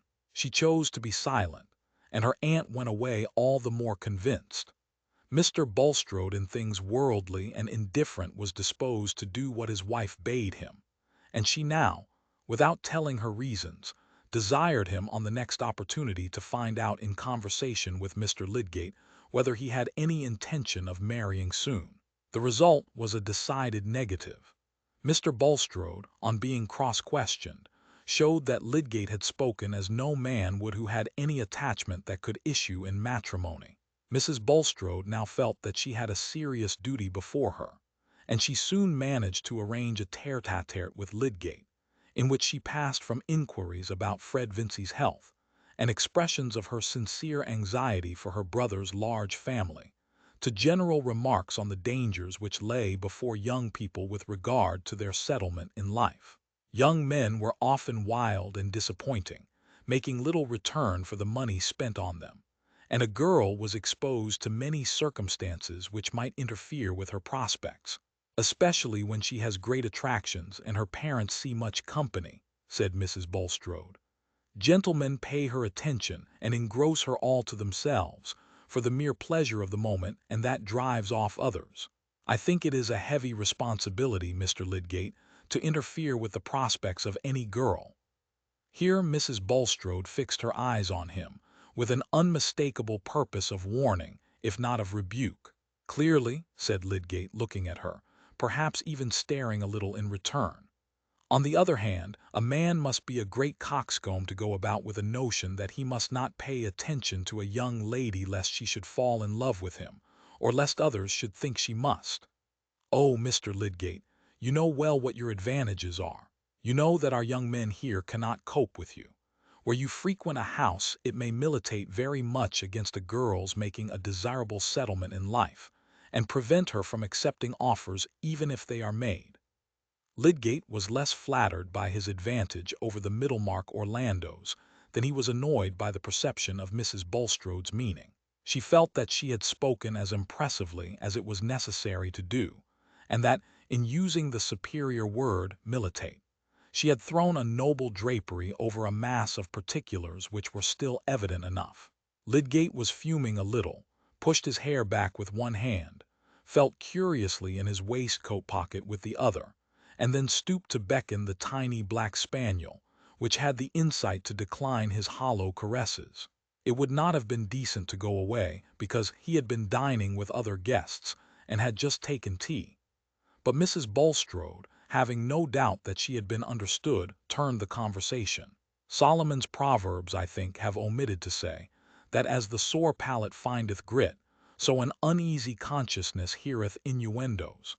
The next day Mr. Fairbrother, parting from Lydgate in the street, supposed that they should meet at Vincey's in the evening. Lydgate answered curtly no, he had work to do, he must give up going out in the evening. What, you are going to get lashed to the mast, and are stopping your ears, said the vicar. Well, if you don't mean to be won by the sirens, you are right to take precautions in time. A few days before, Lydgate would have taken no notice of these words as anything more than the vicar's usual way of putting things. They seemed now to convey an innuendo which confirmed the impression that he had been making a fool of himself and behaving so as to be misunderstood. Not, he believed, by Rosamond herself. She, he felt sure, took everything as lightly as he intended it. She had an exquisite tact and insight in relation to all points of manners, but the people she lived among were blunderers and busybodies. However, the mistake should go no farther. He resolved, and kept his resolution, that he would not go to Mr. Vincey's except on business. Rosamond became very unhappy. The uneasiness first stirred by her aunt's questions grew and grew, till at the end of 10 days that she had not seen Lydgate, it grew into terror at the blank that might possibly come, into foreboding of that ready, fatal sponge which so cheaply wipes out the hopes of mortals. The world would have a new dreariness for her, as a wilderness that a magician's spells had turned for a little while into a garden. She felt that she was beginning to know the pang of disappointed love, and that no other man could be the occasion of such delightful aerial building as she had been enjoying for the last 6 months. Poor Rosamond lost her appetite and felt as forlorn as Ariadne. As a charming stage, Ariadne left behind with all her boxes full of costumes and no hope of a coach. There are many wonderful mixtures in the world which are all alike called love, and claim the privileges of a sublime rage which is an apology for everything, in literature and the drama. Happily Rosamond did not think of committing any desperate act. She plaited her fair hair as beautifully as usual and kept herself proudly calm. Her most cheerful supposition was that her Aunt Bulstrode had interfered in some way to hinder Lydgate's visits. Everything was better than a spontaneous indifference in him. Anyone who imagines 10 days too short a time, not for falling into leanness, lightness, or other measurable effects of passion, but for the whole spiritual circuit of alarmed conjecture and disappointment, is ignorant of what can go on in the elegant leisure of a young lady's mind. On the 11th day, however, Lydgate, when leaving Stone Court, was requested by Mrs. Vincey to let her husband know that there was a marked change in Mr. Featherstone's health, and that she wished him to come to Stone Court on that day. Now Lydgate might have called at the warehouse, or might have written a message on a leaf of his pocketbook and left it at the door. Yet these simple devices apparently did not occur to him, from which we may conclude that he had no strong objection to calling at the house at an hour when Mr. Vincey was not at home, and leaving the message with Miss Vincey. A man may, from various motives, decline to give his company, but perhaps not even a sage would be gratified that nobody missed him. It would be a graceful, easy way of piecing on the new habits to the old, to have a few playful words with Rosamond about his resistance to dissipation, and his firm resolve to take long fasts even from sweet sounds. It must be confessed, also, that momentary speculations as to all the possible grounds for Mrs. Bulstrode's hints had managed to get woven like slight clinging hairs into the more substantial web of his thoughts. Miss Vincey was alone, and blushed so deeply when Lydgate came in that he felt a corresponding embarrassment, and instead of any playfulness, he began at once to speak of his reason for calling, and to beg her, almost formally, to deliver the message to her father. Rosamond, who at the first moment felt as if her happiness were returning, was keenly hurt by Lydgate's manner. Her blush had departed, and she assented coldly, without adding an unnecessary word, some trivial chain work which she had in her hands enabling her to avoid looking at Lydgate higher than his chin.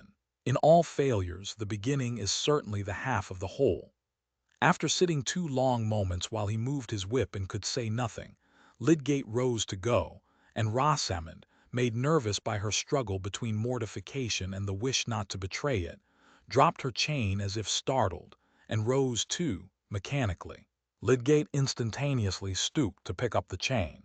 When he rose, he was very near to a lovely little face, set on a fair long neck, which he had been used to see turning about under the most perfect management of self-contented grace. But as he raised his eyes now, he saw a certain helpless quivering which touched him quite newly, and made him look at Rosamond with a questioning flash. At this moment, she was as natural as she had ever been when she was 5 years old.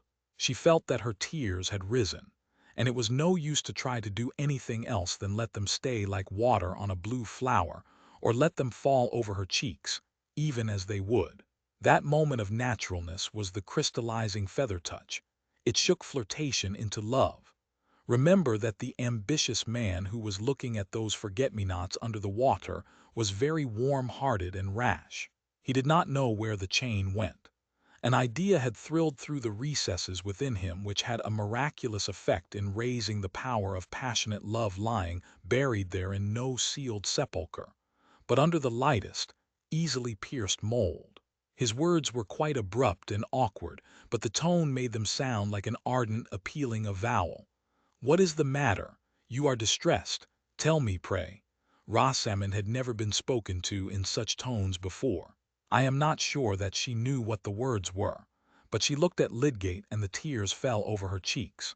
There could have been no more complete answer than that silence.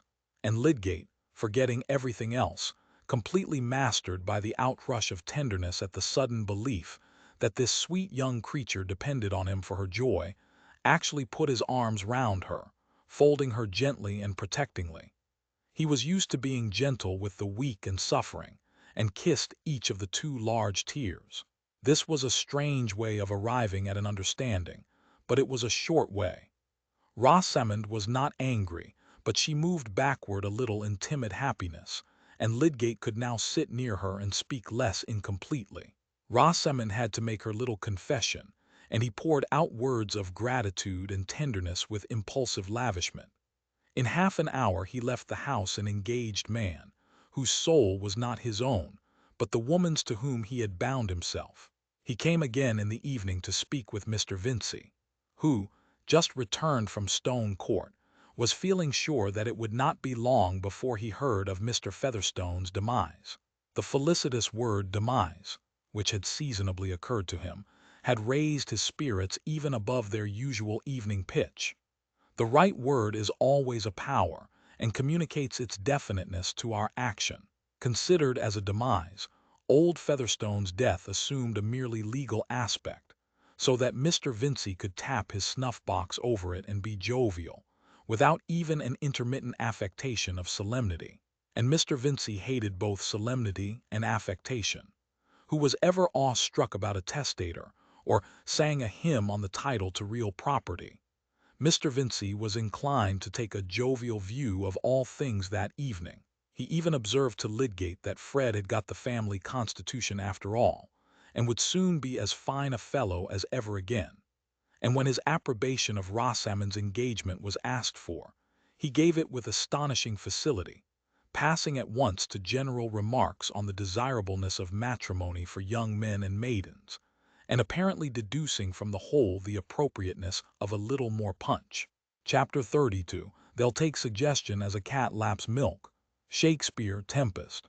The triumphant confidence of the mayor, founded on Mr. Featherstone's insistent demand that Fred and his mother should not leave him, was a feeble emotion compared with all that was agitating the breasts of the old man's blood relations, who naturally manifested more their sense of the family tie, and were more visibly numerous now that he had become bedridden.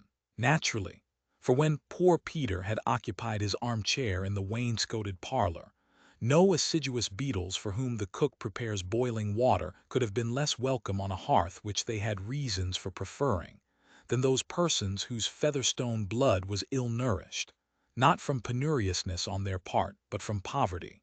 Brother Solomon and Sister Jane were rich, and the family candor and total abstinence from false politeness with which they were always received seemed to them no argument that their brother in the solemn act of making his will would overlook the superior claims of wealth. Themselves, at least, he had never been unnatural enough to banish from his house, and it seemed hardly eccentric that he should have kept away Brother Jonah, Sister Martha, and the rest, who had no shadow of such claims.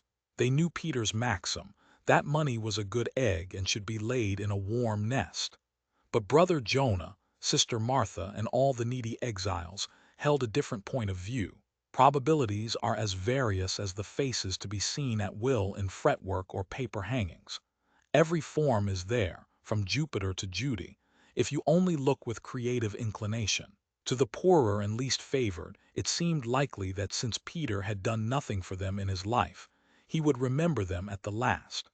Jonah argued that men liked to make a surprise of their wills, while Martha said that nobody need be surprised if he left the best part of his money to those who least expected it.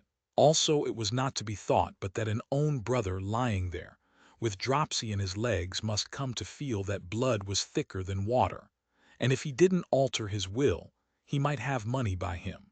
At any rate, some blood relations should be on the premises, and on the watch against those who were hardly relations at all.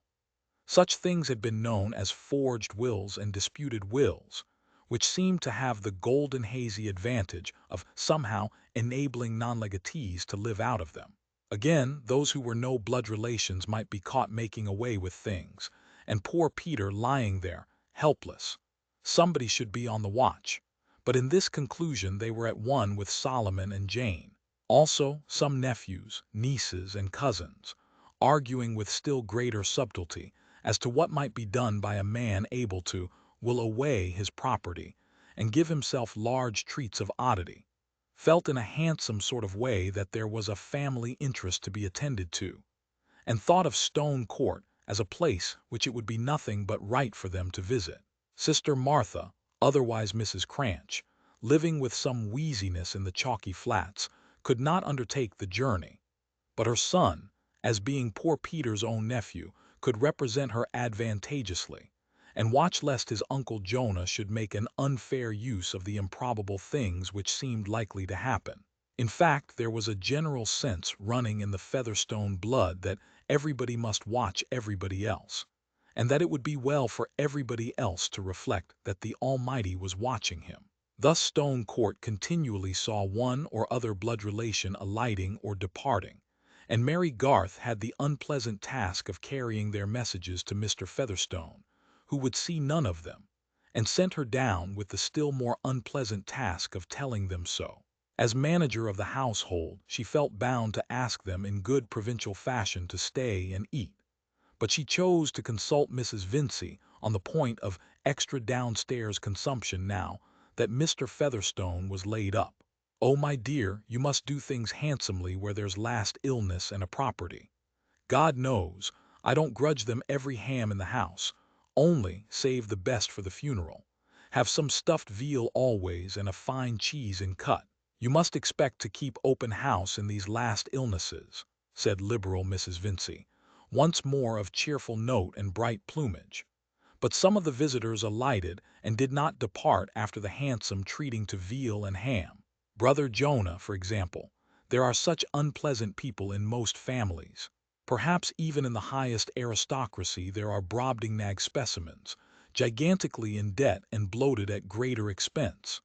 Brother Jonah, I say, having come down in the world, was mainly supported by a calling which he was modest enough not to boast of, though it was much better than swindling either on exchange or turf, but which did not require his presence at Brassing so long, as he had a good corner to sit in, and a supply of food.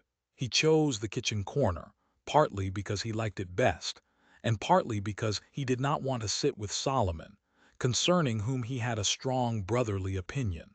Seated in a famous armchair, and in his best suit, constantly within sight of good cheer, he had a comfortable consciousness of being on the premises, mingled with fleeting suggestions of Sunday and the bar at the Green Man, and he informed Mary Garth that he should not go out of reach of his brother Peter while that poor fellow was above ground.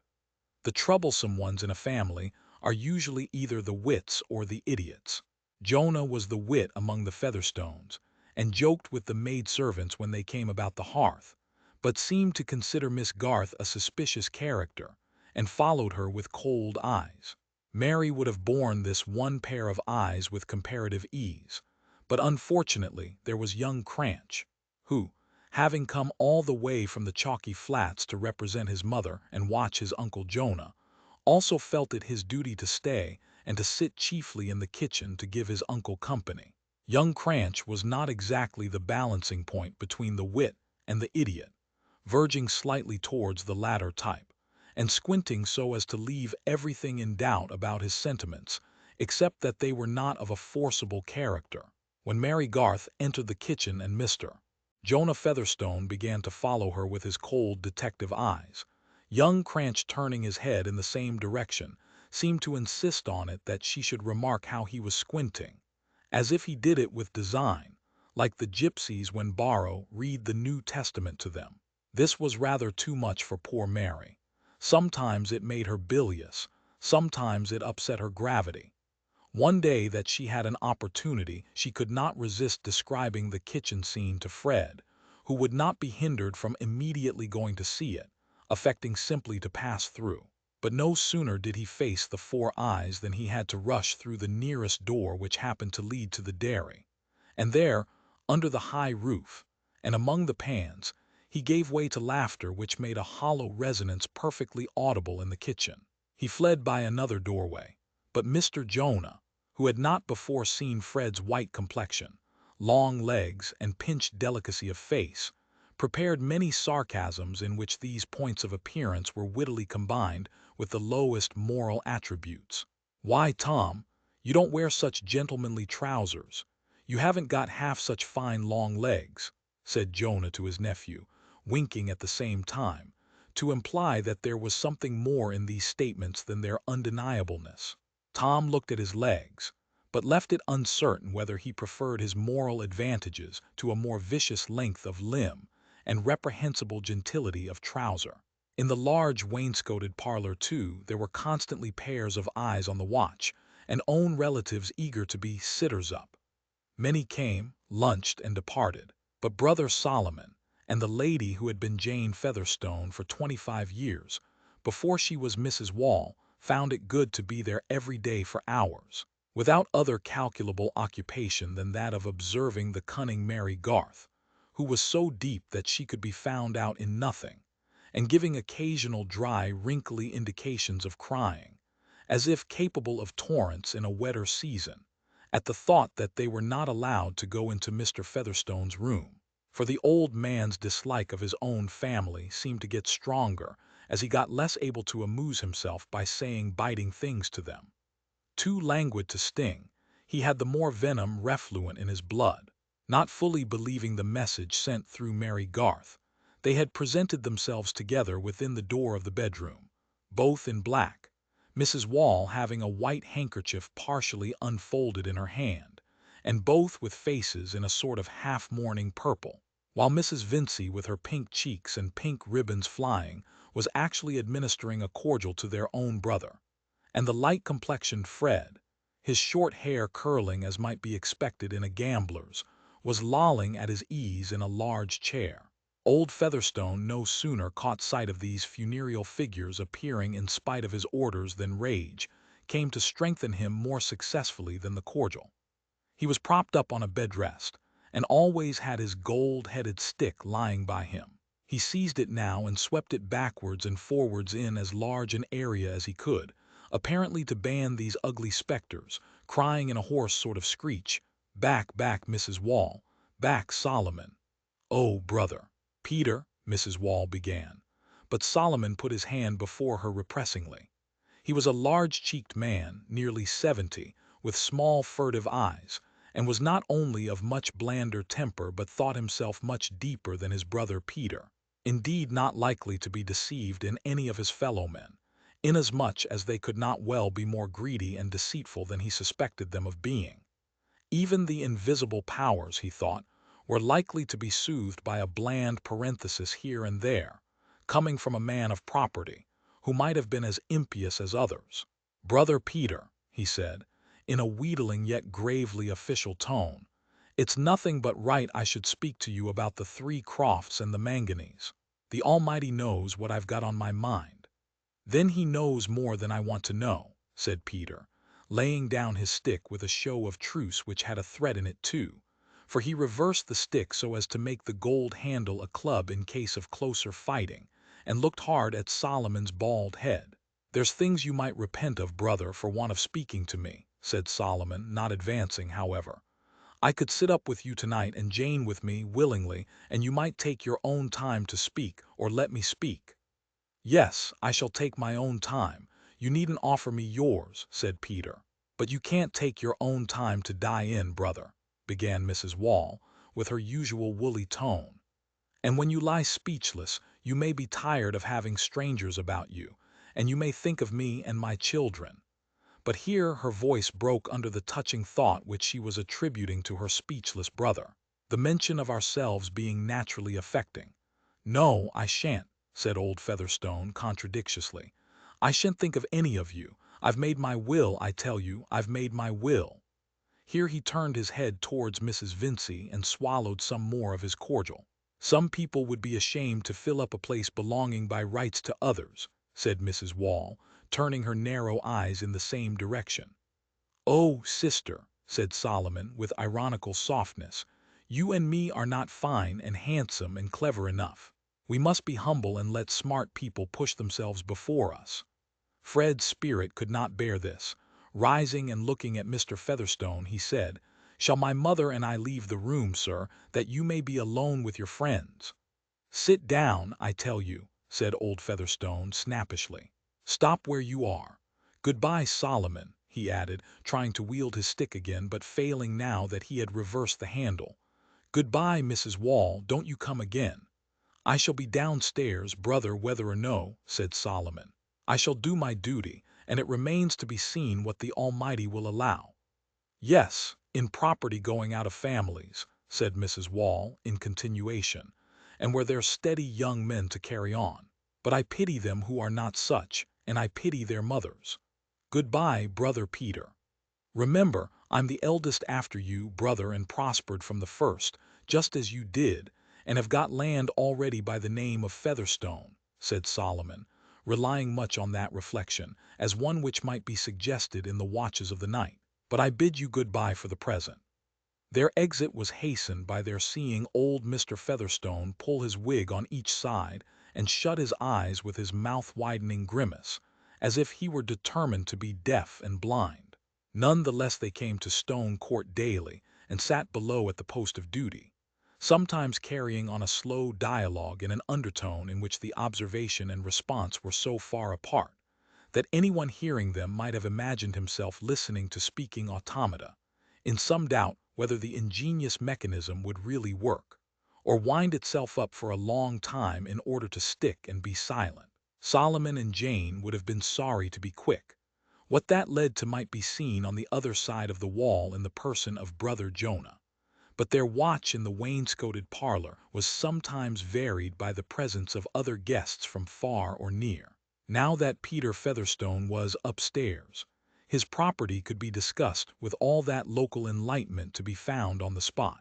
Some rural and Middlemarch neighbors expressed much agreement with the family and sympathy with their interest against the Vinceys, and feminine visitors were even moved to tears, in conversation with Mrs. Wall, when they recalled the fact that they themselves had been disappointed in times past by codicils and marriages for spite on the part of ungrateful elderly gentlemen, who, it might have been supposed, had been spared for something better. Such conversation paused suddenly, like an organ when the bellows are let drop, if Mary Garth came into the room, and all eyes were turned on her as a possible legatee, or one who might get access to iron chests. But the younger men who were relatives or connections of the family were disposed to admire her in this problematic light, as a girl who showed much conduct, and who among all the chances that were flying might turn out to be at least a moderate prize. Hence she had her share of compliments and polite attentions, especially from Mr. Borthrop Trumbull, a distinguished bachelor and auctioneer of those parts, much concerned in the sale of land and cattle, a public character, indeed, whose name was seen on widely distributed placards, and who might reasonably be sorry for those who did not know of him. He was second cousin to Peter Featherstone, and had been treated by him with more amenity than any other relative, being useful in matters of business. And in that program of his funeral which the old man had himself dictated, he had been named as a bearer. There was no odious cupidity in Mr. Borthrop Trumbull, nothing more than a sincere sense of his own merit, which, he was aware, in case of rivalry might tell against competitors. So that if Peter Featherstone, who so far as he, Trumbull, was concerned, had behaved like as good a soul as ever breathed, should have done anything handsome by him, all he could say was, that he had never fished and fawned, but had advised him to the best of his experience, which now extended over 20 years from the time of his apprenticeship at 15, and was likely to yield a knowledge of no surreptitious kind. His admiration was far from being confined to himself, but was accustomed professionally as well as privately to delight in estimating things at a high rate. He was an amateur of superior phrases, and never used poor language without immediately correcting himself, which was fortunate, as he was rather loud, and given to predominate, standing or walking about frequently, pulling down his waistcoat with the air of a man who is very much of his own opinion, trimming himself rapidly with his forefinger, and marking each new series in these movements by a busy play with his large seals. There was occasionally a little fierceness in his demeanor, but it was directed chiefly against false opinion, of which there is so much to correct in the world that a man of some reading and experience necessarily has his patience tried. He felt that the Featherstone family generally was of limited understanding, but being a man of the world and a public character, took everything as a matter of course, and even went to converse with Mr. Jonah and young Cranch in the kitchen, not doubting that he had impressed the latter greatly by his leading questions concerning the chalky flats. If anybody had observed that Mr. Borthrop Trumbull, being an auctioneer, was bound to know the nature of everything, he would have smiled and trimmed himself silently with the sense that he came pretty near that. On the whole, in an auctioneering way, he was an honorable man, not ashamed of his business, and feeling that the celebrated Peel, now Sir Robert, if introduced to him, would not fail to recognize his importance. "I don't mind if I have a slice of that ham, and a glass of that ale, Miss Garth, if you will allow me," he said, coming into the parlor at 11:30, after having had the exceptional privilege of seeing old Featherstone, and standing with his back to the fire between Mrs. Wall and Solomon. "It's not necessary for you to go out. Let me ring the bell." "Thank you," said Mary, "I have an errand." "Well, Mr. Trumbull, you're highly favored," said Mrs. Wall. "What, seeing the old man?" said the auctioneer, playing with his seals dispassionately. "Ah, you see he has relied on me considerably." Here he pressed his lips together and frowned meditatively. "Might anybody ask what their brother has been saying?" said Solomon, in a soft tone of humility, in which he had a sense of luxurious cunning, he being a rich man and not in need of it. "Oh yes, anybody may ask," said Mr. Trumbull, with loud and good-humored though cutting sarcasm. "Anybody may interrogate. Anyone may give their remarks an interrogative turn," he continued, his sonorousness rising with his style. "This is constantly done by good speakers, even when they anticipate no answer. It is what we call a figure of speech at a high figure, as one may say." The eloquent auctioneer smiled at his own ingenuity. "I shouldn't be sorry to hear he'd remembered you, Mr. Trumbull," said Solomon. "I never was against the deserving, it's the undeserving I'm against." "Ah, there it is, you see, there it is," said Mr. Trumbull significantly. "It can't be denied that undeserving people have been legatees, and even residuary legatees. It is so, with testamentary dispositions." Again he pursed up his lips and frowned a little. "Do you mean to say for certain, Mr. Trumbull, that my brother has left his land away from our family?" said Mrs. Wall, on whom, as an unhopeful woman, those long words had a depressing effect. "A man might as well turn his land into charity land at once as leave it to some people," observed Solomon, his sister's question having drawn no answer. "What, Blue-Coat land?" said Mrs. Wall again. "Oh, Mr. Trumbull, you never can mean to say that. It would be flying in the face of the Almighty that's prospered him." While Mrs. Wall was speaking, Mr. Borthrop Trumbull walked away from the fireplace towards the window, patrolling with his forefinger round the inside of his stock, then along his whiskers and the curves of his hair. He now walked to Miss Garth's work-table, opened a book which lay there, and read the title aloud with pompous emphasis as if he were offering it for sale. "Anne of Geierstein, pronounced Jeerstein, or the Maiden of the Mist, by the author of Waverley." Then turning the page, he began sonorously. "The course of 4 centuries has well nigh elapsed since the series of events which are related in the following chapters took place on the continent." He pronounced the last truly admirable word with the accent on the last syllable, not as unaware of vulgar usage, but feeling that this novel delivery enhanced the sonorous beauty which his reading had given to the whole. And now the servant came in with the tray, so that the moments for answering Mrs. Wall's question had gone by safely, while she and Solomon, watching Mr. Trumbull's movements, were thinking that high learning interfered sadly with serious affairs. Mr. Borthrop Trumbull really knew nothing about old Featherstone's will, but he could hardly have been brought to declare any ignorance unless he had been arrested for misprision of treason. "I shall take a mere mouthful of ham and a glass of ale," he said reassuringly. "As a man with public business, I take a snack when I can. I will back this ham," he added, after swallowing some morsels with alarming haste, "against any ham in the 3 kingdoms. In my opinion it is better than the hams at Freshitt Hall, and I think I am a tolerable judge." "Some don't like so much sugar in their hams," said Mrs. Wall, "but my poor brother would always have sugar. If any person demands better, he is at liberty to do so. But God bless me, what an aroma! I should be glad to buy in that quality, I know. There is some gratification to a gentleman," here Mr. Trumbull's voice conveyed an emotional remonstrance, "in having this kind of ham set on his table." He pushed aside his plate, poured out his glass of ale, and drew his chair a little forward, profiting by the occasion to look at the inner side of his legs, which he stroked approvingly, Mr. Trumbull having all those less frivolous airs and gestures which distinguish the predominant races of the North. "You have an interesting work there, I see, Miss Garth," he observed when Mary re-entered. "It is by the author of Waverley, that is Sir Walter Scott.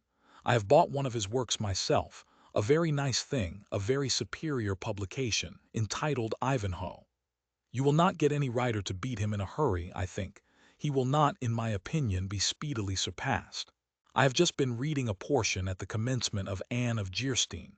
It commences well. Things never began with Mr. Borthrop Trumbull. They always commenced, both in private life and on his handbills. You are a reader, I see. Do you subscribe to our Middlemarch library?" "No," said Mary. "Mr. Fred Vincey brought this book." "I am a great bookman myself," returned Mr. Trumbull. "I have no less than 200 volumes in calf, and I flatter myself they are well selected. Also pictures by Murillo, Rubens, Teniers, Titian, Van Dyck, and others. I shall be happy to lend you any work you like to mention, Miss Garth." "I am much obliged," said Mary, hastening away again, "but I have little time for reading." "I should say my brother has done something for her in his will," said Mr. Solomon in a very low undertone, when she had shut the door behind her, pointing with his head towards the absent Mary. "His first wife was a poor match for him, though," said Mrs. Wall. "She brought him nothing, and this young woman is only her niece, and very proud, and my brother has always paid her wage. A sensible girl, though, in my opinion," said Mr. Trumbull, finishing his ale and starting up with an emphatic adjustment of his waistcoat. "I have observed her when she has been mixing medicine in drops. She minds what she is doing, sir. That is a great point in a woman, and a great point for our friend upstairs, poor dear old soul. A man whose life is of any value should think of his wife as a nurse. That is what I should do, if I married. And I believe I have lived single long enough not to make a mistake in that line. Some men must marry to elevate themselves a little, but when I am in need of that, I hope some one will tell me so. I hope some individual will apprise me of the fact. I wish you good morning, Mrs. Wall." "Good morning, Mr. Solomon. I trust we shall meet under less melancholy auspices." When Mr. Trumbull had departed with a fine bow, Solomon, leaning forward, observed to his sister, "You may depend, Jane, my brother has left that girl a lumping sum." "Anybody would think so from the way Mr. Trumbull talks," said Jane. Then, after a pause, "He talks as if my daughters wasn't to be trusted to give drops." "Auctioneers talk wild," said Solomon. "Not but what Trumbull has made money." Chapter 33. Close up his eyes and draw the curtain close, and let us all to meditation. 2 Henry VI. That night after 12 o'clock, Mary Garth relieved the watch in Mr. Featherstone's room, and sat there alone through the small hours. She often chose this task, in which she found some pleasure, notwithstanding the old man's testiness whenever he demanded her attentions. There were intervals in which she could sit perfectly still, enjoying the outer stillness and the subdued light. The red fire with its gently audible movement seemed like a solemn existence calmly independent of the petty passions, the imbecile desires, the straining after worthless uncertainties, which were daily moving her contempt. Mary was fond of her own thoughts, and could amuse herself well sitting in twilight with her hands in her lap. For, having early had strong reason to believe that things were not likely to be arranged for her peculiar satisfaction, she wasted no time in astonishment and annoyance at that fact, and she had already come to take life very much as a comedy in which she had a proud, nay, a generous resolution not to act the mean or treacherous part. Mary might have become cynical if she had not had parents whom she honored, and a well of affectionate gratitude within her, which was all the fuller because she had learned to make no unreasonable claims. She sat tonight revolving, as she was wont, the scenes of the day, her lips often curling with amusement at the oddities to which her fancy added fresh drollery. People were so ridiculous with their illusions, carrying their fools' caps unawares, thinking their own lies opaque while everybody else's were transparent, making themselves exceptions to everything, as if when all the world looked yellow under a lamp they alone were rosy. Yet there were some illusions under Mary's eyes which were not quite comic to her. She was secretly convinced, though she had no other grounds than her close observation of old Featherstone's nature, that in spite of his fondness for having the Vinceys about him, they were as likely to be disappointed as any of the relations whom he kept at a distance. She had a good deal of disdain for Mrs. Vincey's evident alarm lest she and Fred should be alone together, but it did not hinder her from thinking anxiously of the way in which Fred would be affected, if it should turn out that his uncle had left him as poor as ever. She could make a butt of Fred when he was present, but she did not enjoy his follies when he was absent. Yet she liked her thoughts. A vigorous young mind not overbalanced by passion finds a good in making acquaintance with life, and watches its own powers with interest. Mary had plenty of merriment within. Her thought was not veined by any solemnity or pathos about the old man on the bed.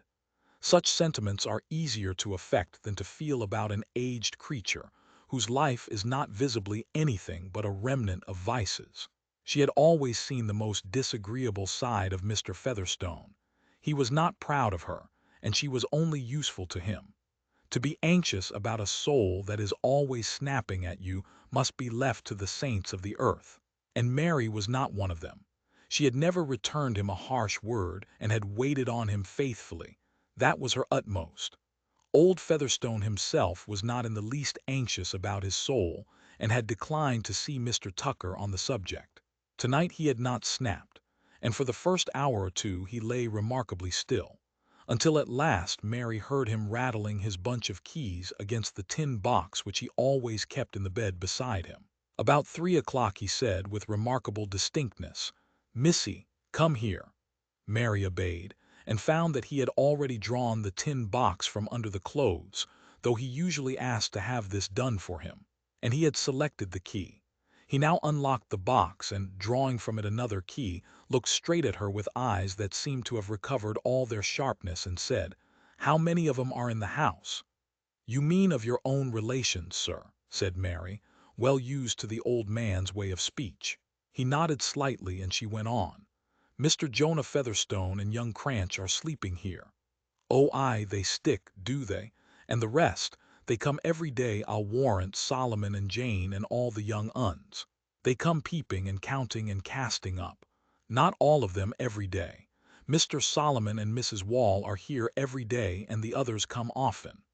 The old man listened with a grimace while she spoke, and then said, relaxing his face, "The more fools they. You hearken, missy. It's 3 o'clock in the morning, and I've got all my faculties as well as ever I had in my life. I know all my property, and where the money's put out and everything. And I've made everything ready to change my mind and do as I like at the last. Do you hear, missy? I've got my faculties." "Well, sir," said Mary quietly. He now lowered his tone with an air of deeper cunning. "I've made 2 wills, and I'm going to burn one. Now you do as I tell you. This is the key of my iron chest in the closet there. You push well at the side of the brass plate at the top till it goes like a bolt. Then you can put the key in the front lock and turn it. See and do that, and take out the topmost paper, last will and testament big printed." "No, sir," said Mary in a firm voice, "I cannot do that." "Not do it? I tell you, you must," said the old man, his voice beginning to shake under the shock of this resistance. "I cannot touch your iron chest or your will. I must refuse to do anything that might lay me open to suspicion.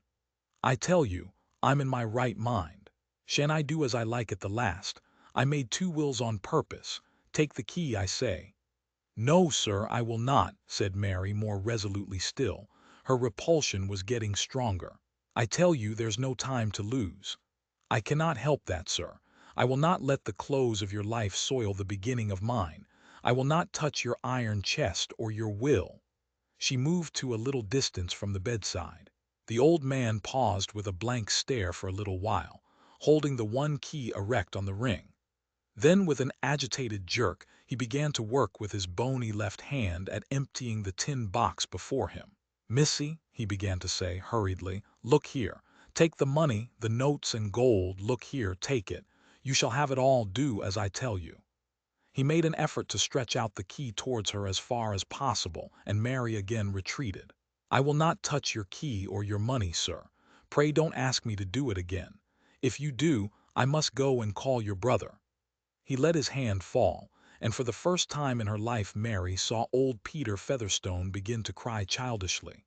She said, in as gentle a tone as she could command, "Pray put up your money, sir," and then went away to her seat by the fire, hoping this would help to convince him that it was useless to say more.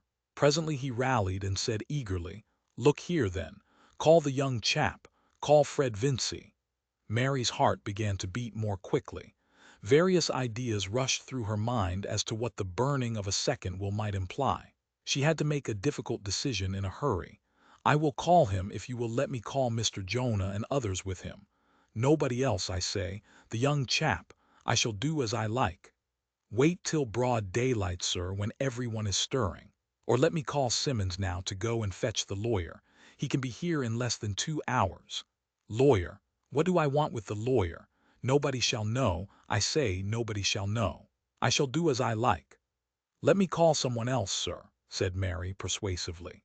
She did not like her position, alone with the old man, who seemed to show a strange flaring of nervous energy which enabled him to speak again and again without falling into his usual cough. Yet she desired not to push unnecessarily the contradiction which agitated him. "Let me, pray, call someone else."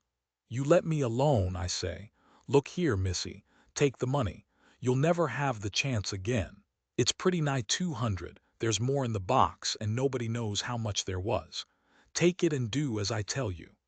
Mary, standing by the fire, saw its red light falling on the old man, propped up on his pillows and bed-rest with his bony hand holding out the key and the money lying on the quilt before him. She never forgot that vision of a man wanting to do as he liked at the last, but the way in which he had put the offer of the money urged her to speak with harder resolution than ever. "It is of no use, sir. I will not do it. Put up your money. I will not touch your money. I will do anything else I can to comfort you, but I will not touch your keys or your money." Anything else," said old Featherstone with hoarse rage, which, as if in a nightmare, tried to be loud and yet was only just audible. "I want nothing else. You come here, you come here." Mary approached him cautiously, knowing him too well. She saw him dropping his keys and trying to grasp his stick, while he looked at her like an aged hyena, the muscles of his face getting distorted with the effort of his hand. She paused at a safe distance. "Let me give you some cordial," she said quietly, "and try to compose yourself. You will perhaps go to sleep, and tomorrow by daylight you can do as you like." He lifted the stick, in spite of her being beyond his reach, and threw it with a hard effort which was but impotence. It fell, slipping over the foot of the bed. Mary let it lie and retreated to her chair by the fire. By and by she would go to him with the cordial. Fatigue would make him passive. It was getting towards the chillest moment of the morning. The fire had got low, and she could see through the chink between the moreen window curtains the light whitened by the blind. Having put some wood on the fire and thrown a shawl over her, she sat down, hoping that Mr. Featherstone might now fall asleep. If she went near him the irritation might be kept up. He had said nothing after throwing the stick, but she had seen him taking his keys again and laying his right hand on the money. He did not put it up, however, and she thought that he was dropping off to sleep. But Mary herself began to be more agitated by the remembrance of what she had gone through than she had been by the reality, questioning those acts of hers which had come imperatively and excluded all question in the critical moment. Presently the dry wood sent out a flame which illuminated every crevice, and Mary saw that the old man was lying quietly with his head turned a little on one side. She went towards him with inaudible steps, and thought that his face looked strangely motionless. But the next moment, the movement of the flame communicating itself to all objects made her uncertain. The violent beating of her heart rendered her perceptions so doubtful that even when she touched him and listened for his breathing, she could not trust her conclusions. She went to the window and gently propped aside the curtain and blind, so that the still light of the sky fell on the bed. The next moment she ran to the bell and rang it energetically. In a very little while, there was no longer any doubt that Peter Featherstone was dead, with his right hand clasping the keys, and his left hand lying on the heap of notes and gold. Thank you for listening. If you enjoyed this story, don't forget to follow the reading lantern and let its light guide you to your next great tale.